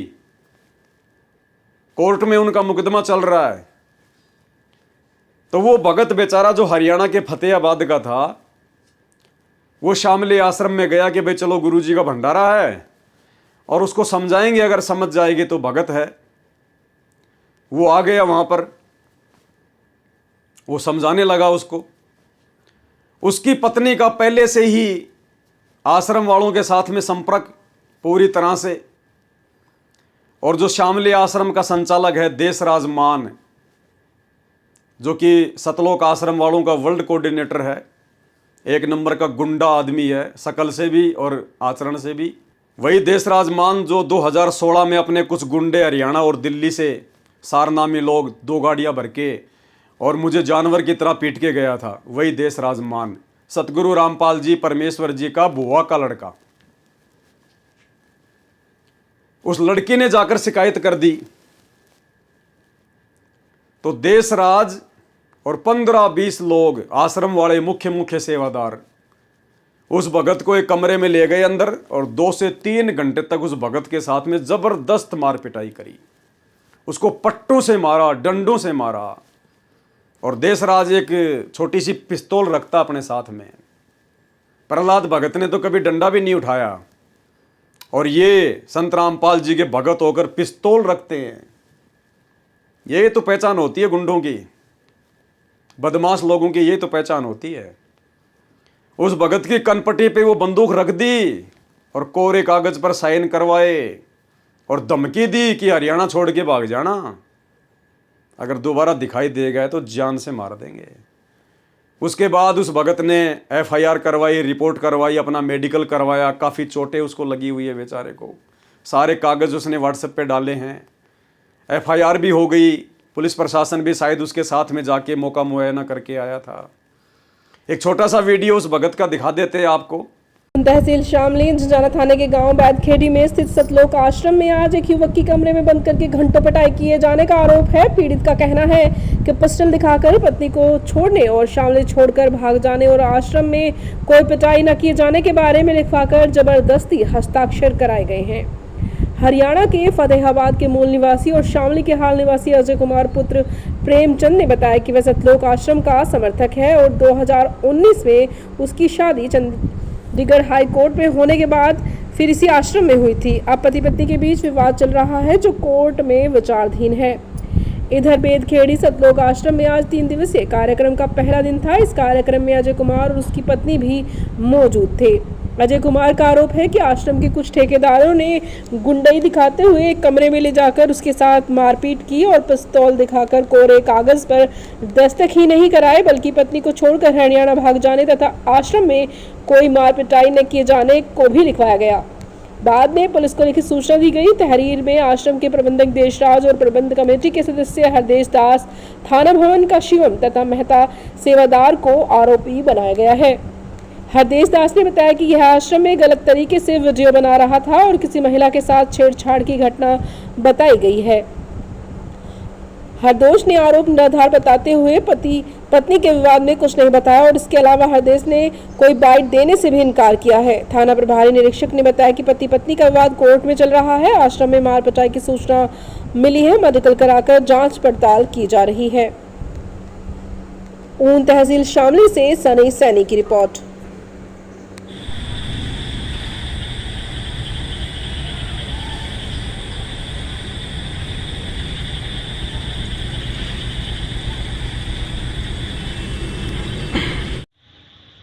आपका नाम? अजय कुमार है मेरा नाम जी। कहाँ के रहने वाले? शामली का रहने वाला हूँ, टंकी कॉलोनी में रहता हूँ। प्रॉपर हरियाणा है मेरा शहर। आपने मीडिया वाले के पास फोन किया था, क्या मामला है? मामला इस तरह है कि 2019 में मेरी जो है लव मैरिज हुई थी और जो मेरी पत्नी है वो मेरे साथ रहती थी गुजरात में। और फिर उसके बाद वो उनको मैंने लिखाया, पढ़ाया, GNM वगैरह करवाई, उनको मैंने सरकारी नौकरी लगवा दी और यहाँ पे उनकी पोस्टिंग हो गई। अपना थाना भवन ब्लॉक है, यारपुर गांव है, CHO की पोस्टिंग हुई, शालिनी शाक्या उसका नाम है। और जी फिर आज क्या हुआ जी, आश्रम में मैं गया हुआ था, वेदखेड़ी आश्रम में। तो वहाँ पे जी आपकी शादी कब हुई? शादी 2019 में हुई जी मेरी। शादी कहाँ पर हुई थी आप? हमारी शादी चंडीगढ़ हाई कोर्ट में हुई थी जी। तो ये शादी आपकी, ये जो आश्रम है बैठड़ी में, वहाँ से हुई? नहीं, आश्रम की वेदखेड़ी पर चंडीगढ़ हाई कोर्ट में हुई, बट मतलब उनके अकॉर्डिंग सी हुई थी, मतलब आश्रम के को? हाँ जी जी जी, ठीक है जी। तो अब उसके बाद जी मैं यहाँ पे रहने के लिए, मतलब मेरी जो वाइफ है उनकी पोस्टिंग यहाँ पे हो गई यारपुर में। तो मैं अपना सारा सामान वगैरह उठा के यहाँ पे ले आया। 2023 में उनकी पोस्टिंग हुई थी। पोस्टिंग के दौरान जी वो फिर अपने बयान उन्होंने चेंज कर दिए, वो मेरे साथ मतलब मना कर दी रहने के लिए। अब आज आश्रम में सतलोक आश्रम वेदखेड़ी है, आश्रम बुरा नहीं है, पर वहां पे जो आज मेरे साथ हुआ, जो करवाने वाले हैं उनका आपको नाम बता रहा हूं। उन्होंने मेरे साथ बहुत ही अत्याचार किए और मुझे एक बंद कमरे में ले जाकर 15-20 लोगों ने बहुत मारा पीटा और मुझे जान से मारने की धमकी दी। और कई जगह मुझे गुम चोटें भी आई हुई हैं, मेडिकल भी करवाया गया है, झिंझाना। और पिस्टल मेरी कनपटी पे रखकर उन्होंने, हाँ जी हाँ जी, किसने रखा कम पे? ये देशराज है जी, ठीक है, उन्होंने पिस्टल मेरी कनपटी पे रखकर सब बयान मेरे से लिखवा लिए, मतलब गलत बयान कि लिख तू यहाँ पे ये करने आया था, वो करने आया था। अब जब उन्होंने मेरे को मारा पीटा, बहुत बहुत मारा पीटा, और ऐसा मारा पीटा कि वहां से मैं मर के ही निकलता, मैं बचने वाला नहीं था। बट मेरे फोन भी दोनों ले लिए गए और जो मेरी सब इंस्टाग्राम आईडी, फेसबुक आईडी अपने नाम की कर ली गई है, किस नाम से? कबीर साहिब के नाम से कर लिया उन्होंने। तो पहले मेरी अपनी इंस्टाग्राम आईडी थी, उसमें 35,000 फॉलोवर थे, और जो मेरा फेसबुक ग्रुप था उसमें भी थे। इन्होंने अपने ही नाम से अपने ही कर लिया। और उसके बाद मेरे को धमकी दी इन्होंने कि अगर तुझे शामली, तुझे छोड़ के जाना पड़ेगा, अगर तू यहाँ रहे तुझे जान से मार देंगे। और मुझे काफ़ी चोटें भी आई हैं और मेरी लिप्स ये सब में। और इसमें देशराज और हरदेश और शिवम सैनी थाना भवन से है ब्लॉक, और एक है अपना मेहता जी, और उसके साथ 10-15 लोग थे जो कुछ हरियाणा के रहने वाले थे। उन्होंने मुझे बहुत बेरहमी से मारा, एक बंद कमरे में 4 घंटे लगातार, मुझे 3 घंटे लगातार मुझे मारते रहे, थप्पड़ों थपड़ी, और मेरा मार मार कर उन्होंने बुरा हाल कर दिया। मारने की वजह क्या थी? मारने की वजह ऐसी ये कि मेरी पत्नी के साथ वो थे, खड़े हुए थे, उन्होंने डिवोर्स दिलवाना चाहते थे, और मैंने कैराना कोर्ट में 9 सेक्शन डाला हुआ है मुकदमा, और इस अकॉर्डिंग में उनको लगा हुआ था कि अब हमारे आश्रम की बदनामी हो रही है, ठीक है। और इस विवाद में उनको चलते उन्होंने एक प्लानिंग की, उन प्लानिंग के हिसाब से आज मैं आश्रम में विशाल भंडारा था, तो वहां पे मैं तैयार होकर रेडी गया, मैं चलो जाके आता हूँ आश्रम में। तो आश्रम में जब मुझे उन्होंने एक बंद कमरे में ले जाकर बैठा लिया और फिर उन्होंने मुझे मारा और पिस्टल मेरी कान पट्टी पे रख दी। और फिर जो मुझसे उन्होंने क्या लिखवा? उन्होंने मुझे गलत बयान लिखवाए कि तू अपनी पत्नी के पीछे आया है और ठिकाने लगाने आया है उसको, ये लिख, और डिवोर्स दिलाने की धमकी दी, वो भी लिख, और ये भी लिखा कि तू, मतलब उन्होंने गलत चीजें, मतलब उन्होंने ये भी लिखवाया कि तू आश्रम में आया, तेरे साथ हाथोपाई नहीं हुई है, कोई मारपीट नहीं हुई है, ये भी लिख। और उन्होंने मुझे बहुत बेरहमी से मारा, जबकि फिर मुझे लिखना पड़ गया।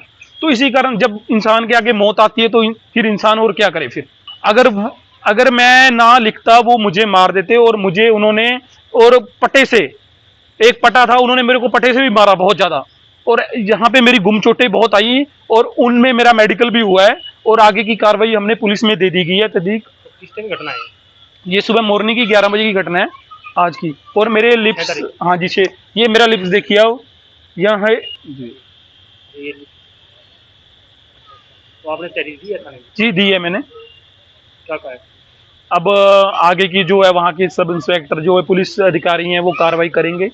और मैं ये कहना चाहता, और उसके बाद में ये न्यूज़ दुनिया भर के अखबारों में आ गई कि संत रामपाल जी के आश्रम में आश्रम के ठेकेदारों के द्वारा इस प्रकार से मारपीट की गई, पिस्तौल कनपट्टी पे रख दी गई, टीवी चैनलों में न्यूज़ चलने लग गई। तो ये हैं कलयुगी सेवक, ये हैं कलयुगी नौकर। इन्हें कोई अपने नबी का, अपने रसूल का, अपने अल्लाह का, इन्हें कोई डर नहीं है, कोई भय नहीं है। एक तरफ तो वो राजा हजरत मोहम्मद का सेवक जिसको अपने रसूल से, अपने नबी से इतना डर कि ऊपर जाकर क्या मुंह दिखाऊंगा, अपने बेटे तक को उसने मौत के घाट उतरा दिया। और एक तरफ ये कलयुगी नौकर, ये कलयुगी भगत सतलोक आश्रम मैनेजमेंट हरियाणा वाले। इन आश्रमों में रंडीबाजी होती है, वेश्यावर्ती होती है इन आश्रमों में, गुंडागर्दी होती है इन आश्रमों में, ये भक्ति नहीं है यहाँ। ये सब कुछ काल प्रेरणा से चल रहा है, सब कुछ काल प्रेरणा से। ये रंडीबाजी का खेल तो सतलोक आश्रम वालों ने, मुख्य सेवादारों ने बरवाड़ा आश्रम में शुरू कर दी थी। गुरुदेव ने खुद अपने बयान दे रखे हैं, भेजो ना बयान भाई, डर क्यों रहे हो। खुद गुरुजी ने स्वीकार कर रखा भाई कि आश्रम में गलत काम होते थे लेकिन मैंने नहीं किए। सेवादार और समिति वाले करते थे। स्पष्ट कह रखा गुरुजी ने अपने बयान में। करो बयान संगत में वायरल, तुम्हें डर किस बात का है? लेकिन डर इस बात का कि गुरुजी ने बयान इन लोगों के खिलाफ दे रखे हैं। तो भाई ये रंडीबाजी का खेल तो बरवाड़ा आश्रम में भी शुरू हो गया था। इसलिए तो भगवान ने इस आश्रम को उजाड़ना पड़ा। नहीं, इस परमात्मा के रहते सहते और काल आश्रम की ईंट भी उखाड़ सकता है क्या? लेकिन जानबूझ के परमात्मा ने आश्रम को उखाड़ा, क्योंकि वहां पर गंदगी इतनी फैल गई थी। और अब तो वो जेल में बैठे जाके, और बाहर किसी को कोई डर नहीं, किसी को कोई भय नहीं, क्योंकि जो व्यक्ति गुरु को मानुष मानकर उसके साथ में रहता है उसको कोई डर नहीं होता, कोई भय नहीं होता उसको। तो सारे उल्टे काम इन सतलोक आश्रमों में होते हैं। एक जयपुर के नामदान संचालक का एक ऑडियो वायरल हो रही है, एक लड़की के साथ में सरेआम वैश्यावर्ती हो रही है। बताओ, जयपुर नामदान संचालक है कोई, पहले तो उसको प्रहलाद संभालता था, प्रहलाद हरसोलिया, फिर उसका छोटा भाई, उसकी ऑडियो वायरल हो रही है, सोजत आश्रम से कोई लड़के के साथ उसका चक्कर चल रहा है।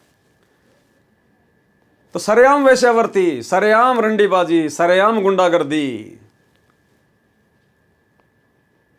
एक बिहार के नामदान सेंटर वाले की कैसे मारपीट का ऑडियो आया था। सत्संग के बहाने एक बहन को बुलाया, उसके साथ में बलात्कार किया, पुलिस FIR हो गई।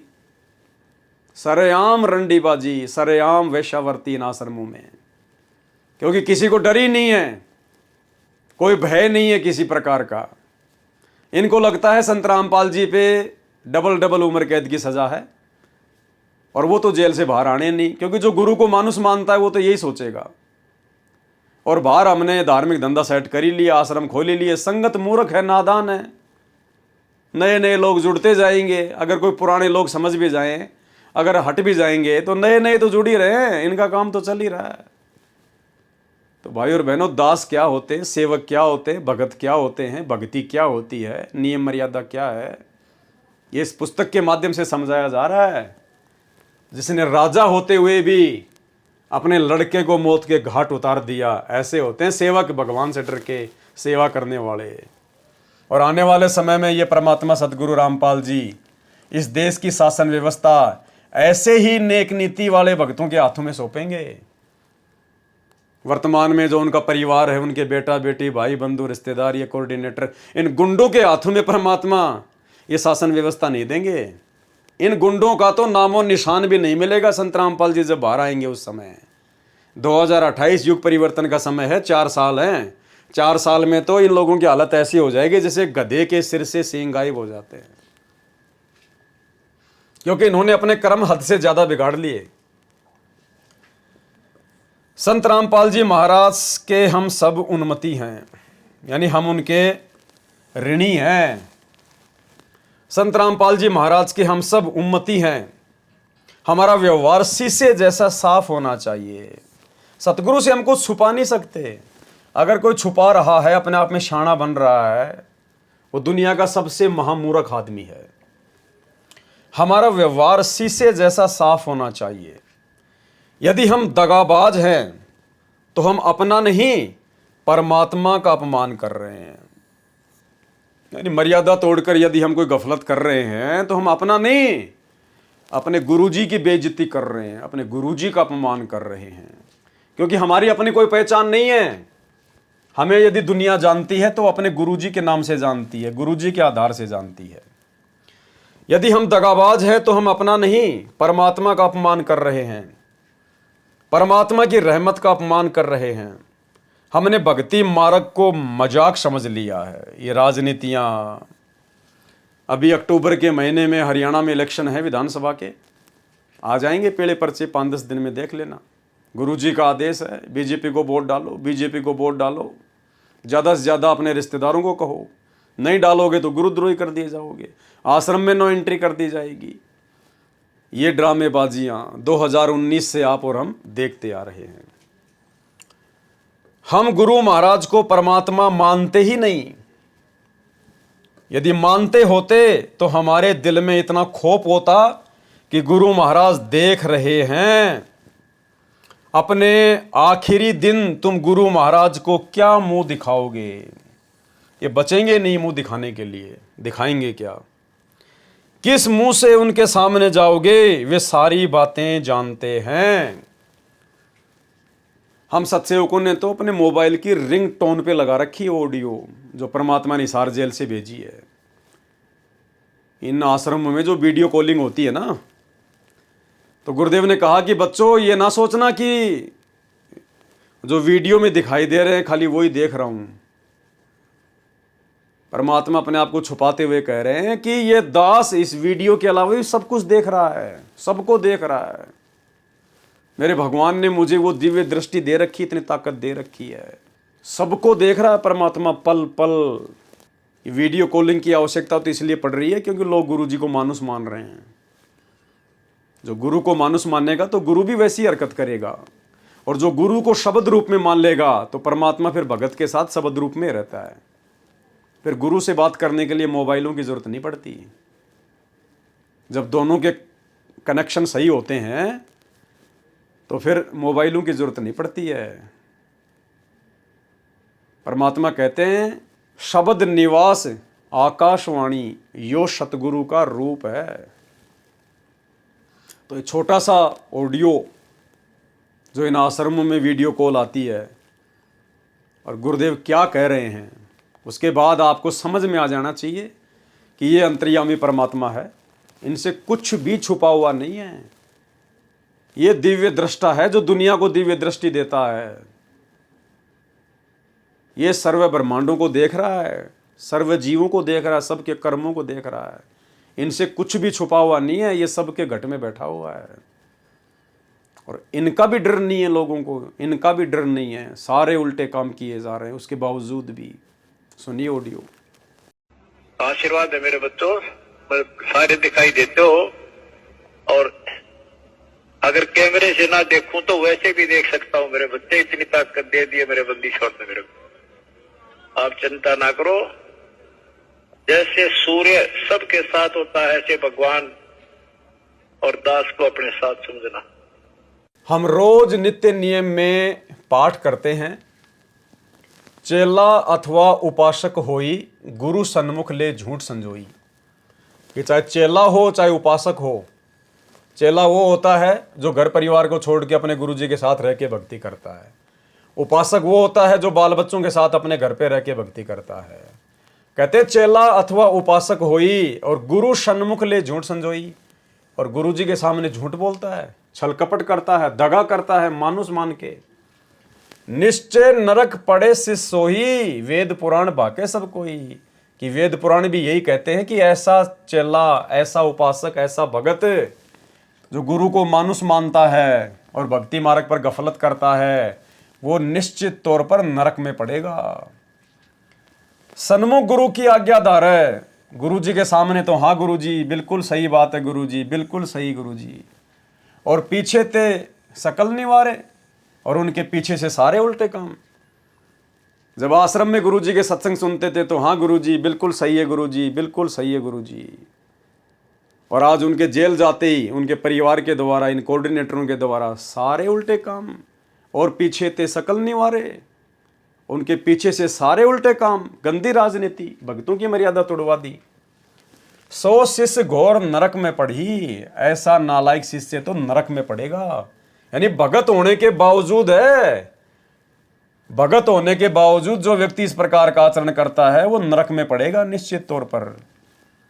और रुधिर राध पीवे नहीं तरे है, रुधिर खून पिएगा, मवाद पिएगा, फिर कभी पार नहीं हो पाएगा। फिर इस बात को हृदय में क्यों नहीं बसाते भाई? ये बातें जो परमात्मा ने हमें बोल रखी हैं, इतना समझाया, इतना ज्ञान दिया, ये बातें हमारे दिल में क्यों नहीं समा रही हैं? क्योंकि गुरु को मानुस मानने वाला व्यक्ति कभी इन बातों पर ध्यान देगा ही नहीं। उसके दिमाग में ये बातें कभी सेट होंगी नहीं, उसकी बुद्धि कभी खुली ही नहीं सकती। जो गुरु को मानुस मानता है उसके दिलो दिमाग में ये बातें कभी सेट नहीं होती। फिर इस बात को हृदय में क्यों नहीं बसाते? परमात्मा कहते हैं गुरु भगता मम आत्म सोई, वाके हृदय रहूं समोई। अगर कोई ये मानता है कि संत रामपाल जी के अलावा भी कोई परमात्मा है, जैसे 90% संगत दाढ़ी मूंछ वाली कबीर जी की नकली फोटो को परमात्मा मानती है, भगवान मानती है, तो भगत जी समझाना चाह रहे हैं परमात्मा की वाणी का हवाला देकर कि वो तुम्हारी डाडी मूंछ वाला भगवान भी यही कह रहा है कि गुरु भगता, यानी जो गुरु का भगत है, मम आत्म सोई, वो मेरी असली आत्मा है और उसी के हृदय में रहूं समोई, मैं उसी के हृदय में समाया रहूंगा। जो गुरु जी के प्रति वफादार है, परमात्मा कहते हैं मैं भी उसी का साथ दूंगा।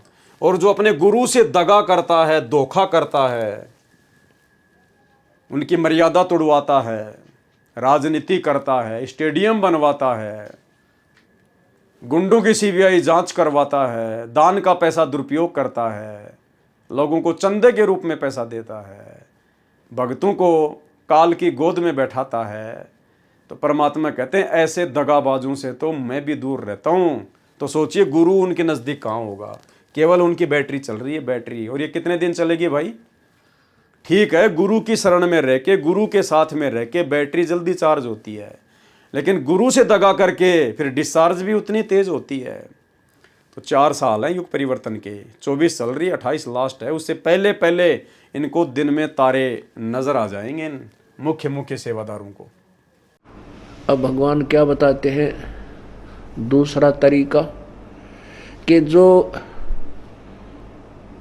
गुरु का भक्त है, मेरे उस संत का भक्त है, अनुयायी है, श्रद्धालु है, सच्चे दिल से साधना कर रहा है, प्रत्येक आज्ञा का पालन करता है, तो कहते हैं उस मेरे वाले, मेरे भेजे गए हंस संत के का जो भक्त है वो मेरी आत्मा है, वो मेरा सच्चा यानी प्यारी आत्मा है और उसके हृदय में मैं समाया रहता हूँ।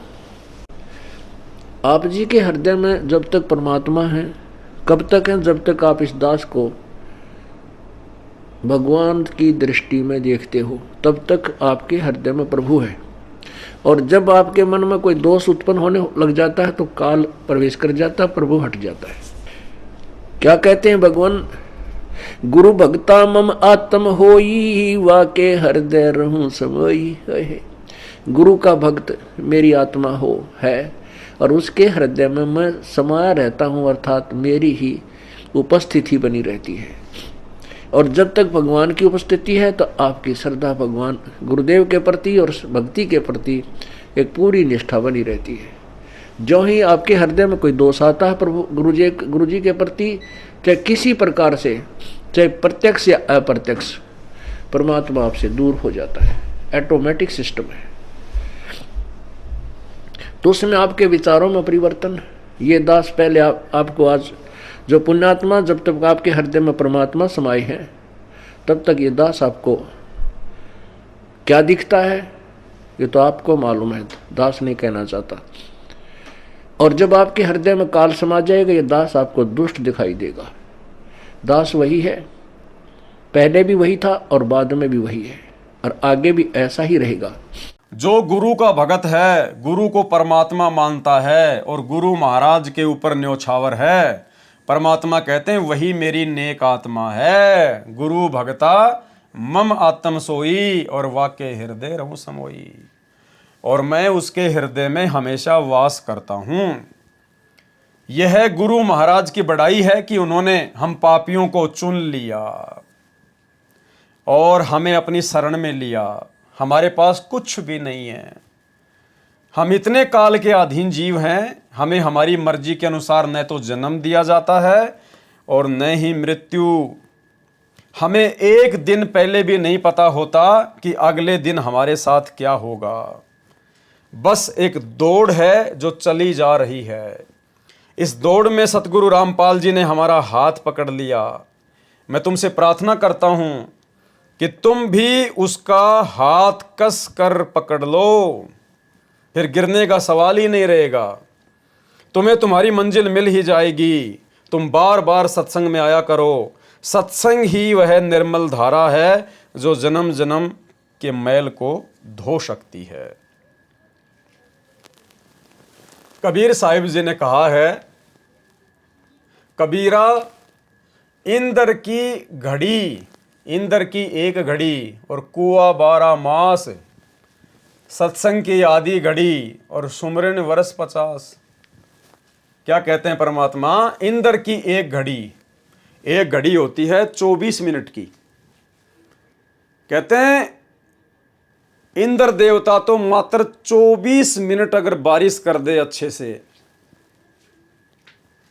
और कुआं 12 मास, तो कहते तुम कुआं खोदकर 12 महीने में भी इतनी जमीन की सिंचाई नहीं कर पाओगे, इतना पानी उपलब्ध नहीं कर पाओगे जितना यदि वो इंद्र मेहरबान हो जाए और एक घड़ी में जो बरसात वो कर दे, 24 मिनट में जो बरसात वो कर देगा, तुम 12 महीने में कुआं खोद कर भी उतना जल नहीं निकाल पाओगे।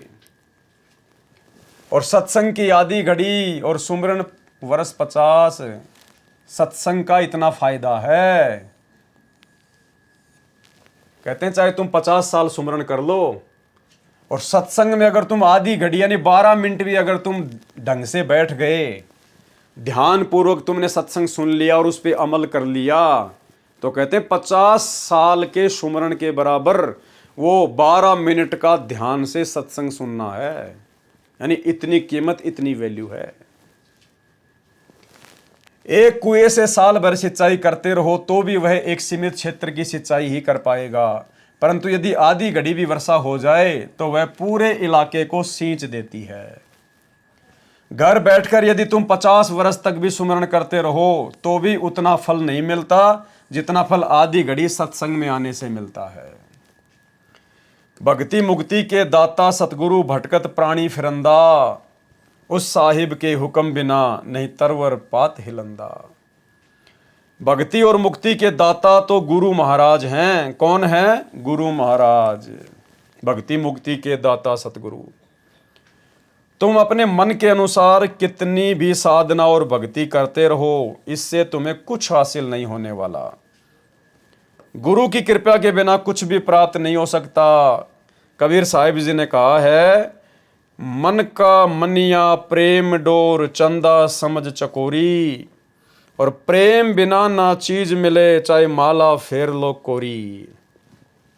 मन का मनिया प्रेम डोर, मन का मनिया यानी सतनाम के सुमरण के विषय में कहा है कि सच्ची श्रद्धा से पूरी मर्यादा में रहते हुए यदि हम मन का मनिया फेरेंगे, सुमरण करेंगे और चंदा समझ चकोरी और अपने गुरुदेव भगवान से चकोर पक्षी की तरह लगाव रखेंगे, कहते हैं प्रेम बिना ना चीज मिले, बिना प्रेम के कोई भक्ति वाली चीज तो मिल ही नहीं सकती। चाहे माला फेर लो कोरी, चाहे कितनी माला फेर लो, कितनी भक्ति कर लो, अगर आपका प्रेम अपने गुरुदेव भगवान में नहीं है तो आपको वो वस्तु कभी भी प्राप्त नहीं हो सकती, चाहे कितने वर्ष साधना कर लो। परमात्मा कहते हैं बिना प्रेम पावे नहीं, चाहे करोड़ समाधि लाओ। तो सतगुरु में प्रेम कब उपजेगा? जब हम सतगुरु को परमात्मा की दृष्टि से देखेंगे। भाई जब हम पतिव्रता पद पर आएंगे तभी तो हमारे अंदर वो प्रेम उपजेगा। अगर हमारे 2-2 भगवान, 3-3 भगवान, 4-4 भगवान मान के चलेंगे तो कैसे प्रेम उपजेगा? एक औरत के 4 पति हों, 2 पति हों, तो कैसे वो सबको समान रूप से प्यार करेगी? कर ही नहीं सकती। तो संगत दाढ़ी मूछ वाले कबीर जी की फोटो को भी भगवान मान रही है, संत रामपाल जी को भी अपना गुरु मान रही है, दादा गुरु जी की फोटो भी रखी है दरबार में, पंडित चितानंद जी की फोटो रखी है, गरीबदास जी की रखी है। तो हम तो द्रौपदी बन के घूम रहे हैं, हमारे तो 5-5 पति हैं, प्रेम कहाँ से उपजेगा?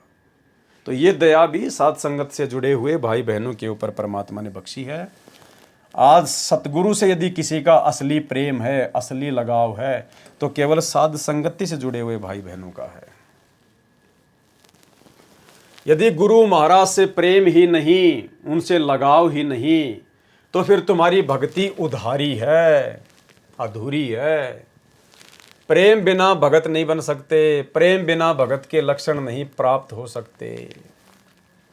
दया गरीबी बंदगी सुमता सील करार, ये लक्षण है भगत के, कहे कबीर विचार।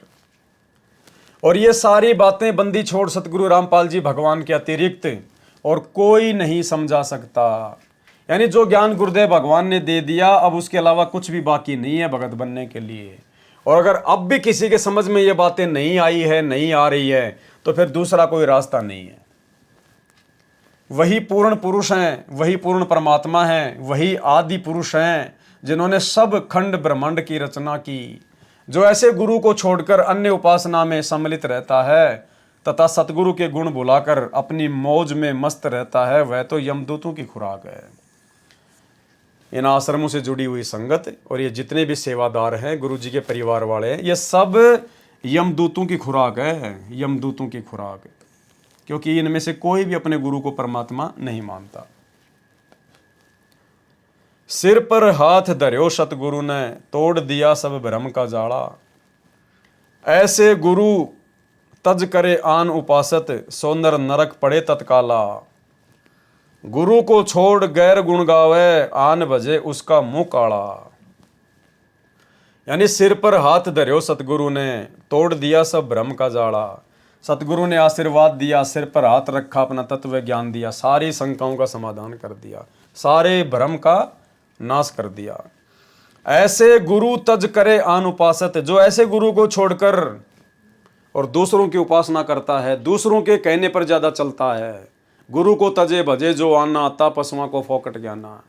आज ये 90% संगत जो सतलोक आश्रमों से जुड़ी हुई है, ये अपने गुरुजी को छोड़कर गुरुजी के परिवार को महत्व दे रही है, उनकी बेबुनियादी और मनमाने आचरण वाली बातों को महत्व दे रही है, उनके कुकर्मों में उनका सहयोग कर रही है, आर्थिक रूप से, शारीरिक रूप से।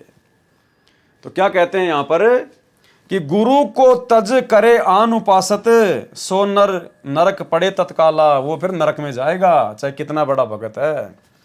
गुरु को छोड़ गैर गुण गावे, ये तो राजनेताओं के गुण गाते फिर रहे हैं अपने सतगुरु को छोड़कर, आश्रम वाले। और आन बजे उसका मुंह काड़ा, इनका तो मुंह काड़ा होगा अंत में।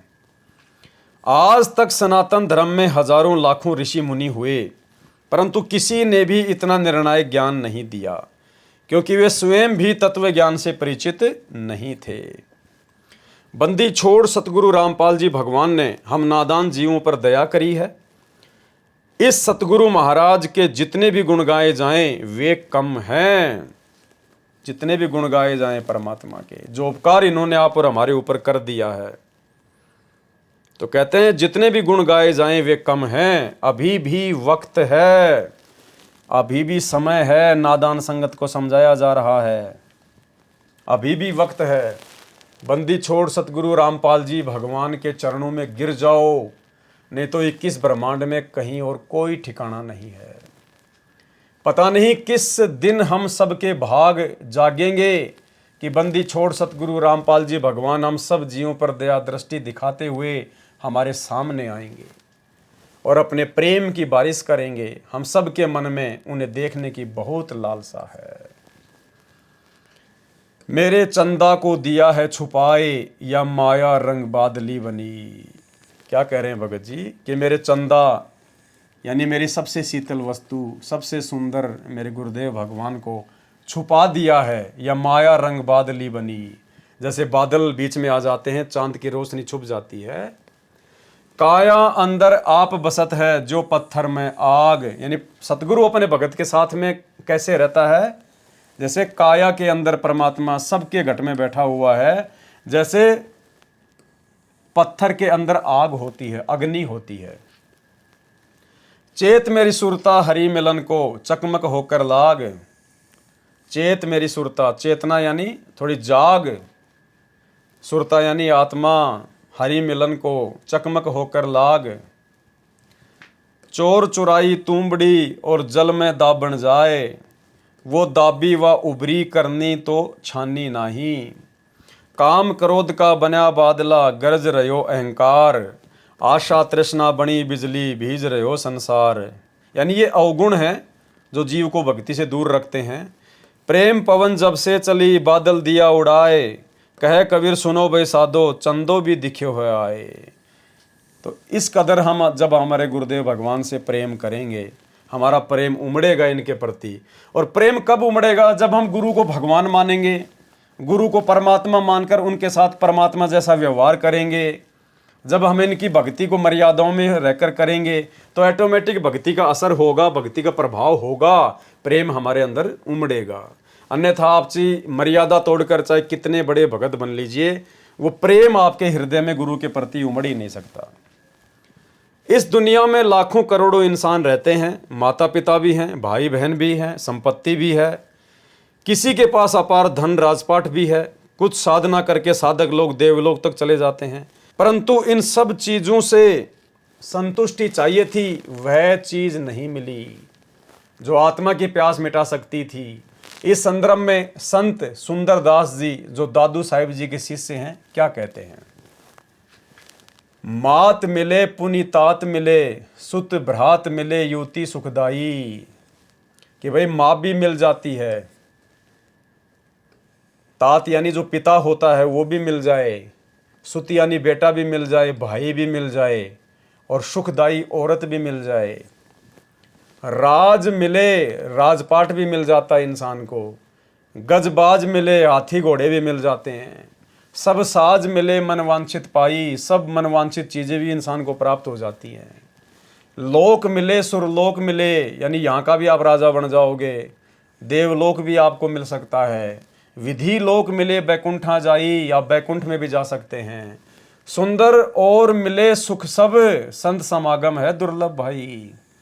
यानी दुनिया में हर चीज सुलभ है, लेकिन संत समागम, सच्चे संत का सत्संग, सच्चे संत की शरण, कहते हैं ये दुनिया में सबसे ज़्यादा दुर्लभ है। और भाई और बहनों, परमात्मा ने आप और हमारे ऊपर मेहर करी, परमेश्वर ने ये चीज़ हमें सबसे पहले सुलभ कराई, बिना मांगे दी परमात्मा ने। हमें तो पता ही नहीं था भगवान क्या होती है, भक्ति क्या होती है, हम तो अपनी सांसारिक जीवन में मस्त थे। ये तो परमात्मा ने आके हाथ पकड़ा, हमारा सौभाग्य। और ये सृष्टि की सर्वश्रेष्ठ वस्तु समागम सत्संग गुरुदेव भगवान ने हमें दिए, हमें ज्ञान कराया, आत्म ज्ञान दिया, परमात्म ज्ञान दिया। बंदी छोड़ सतगुरु रामपाल जी भगवान के शरण में आने के बाद जो आनंद मिलता है, जो उनकी भक्ति में अंतःकरण की दशा होती है, वह बयान भी नहीं की जा सकती है। परमात्मा कहते हैं, राम बुलावा भेजिया, दिया कबीरा रोए। और जो सुख है सच्चे सतगुरु की शरण में, उनकी संगत में, उनके सत्संग में, वो बैकुंठ में ना होए। बंदी छोड़ सतगुरु रामपाल जी भगवान के ही चरणों में आत्मा का सर्व सुख और परमानंद है। संत समागम वास्तव में दुर्लभ है। संतों की संगत से इंसान कौड़ी से अनमोल हो जाता है।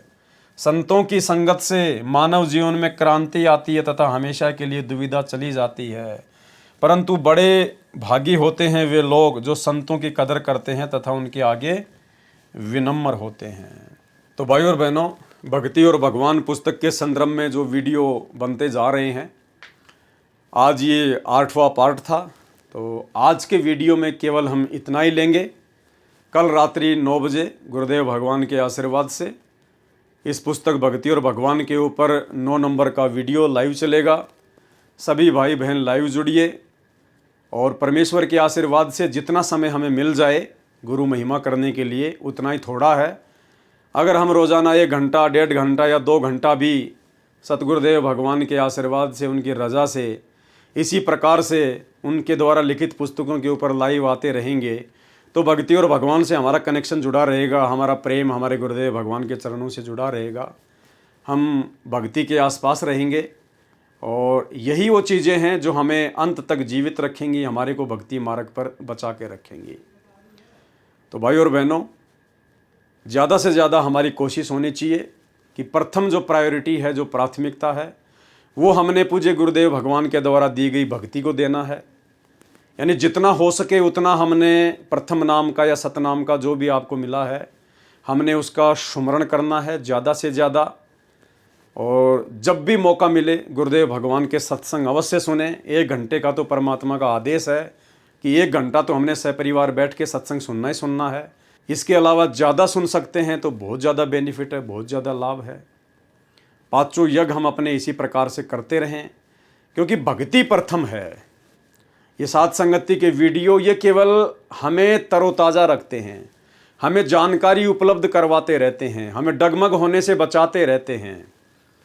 भक्ति मार्ग पर क्या सही चल रहा है, क्या गलत चल रहा है, हमें इसकी जानकारी मिलती रहती है। तो आत्मा जागृत रहती है, गलत कार्य करने से डरती है।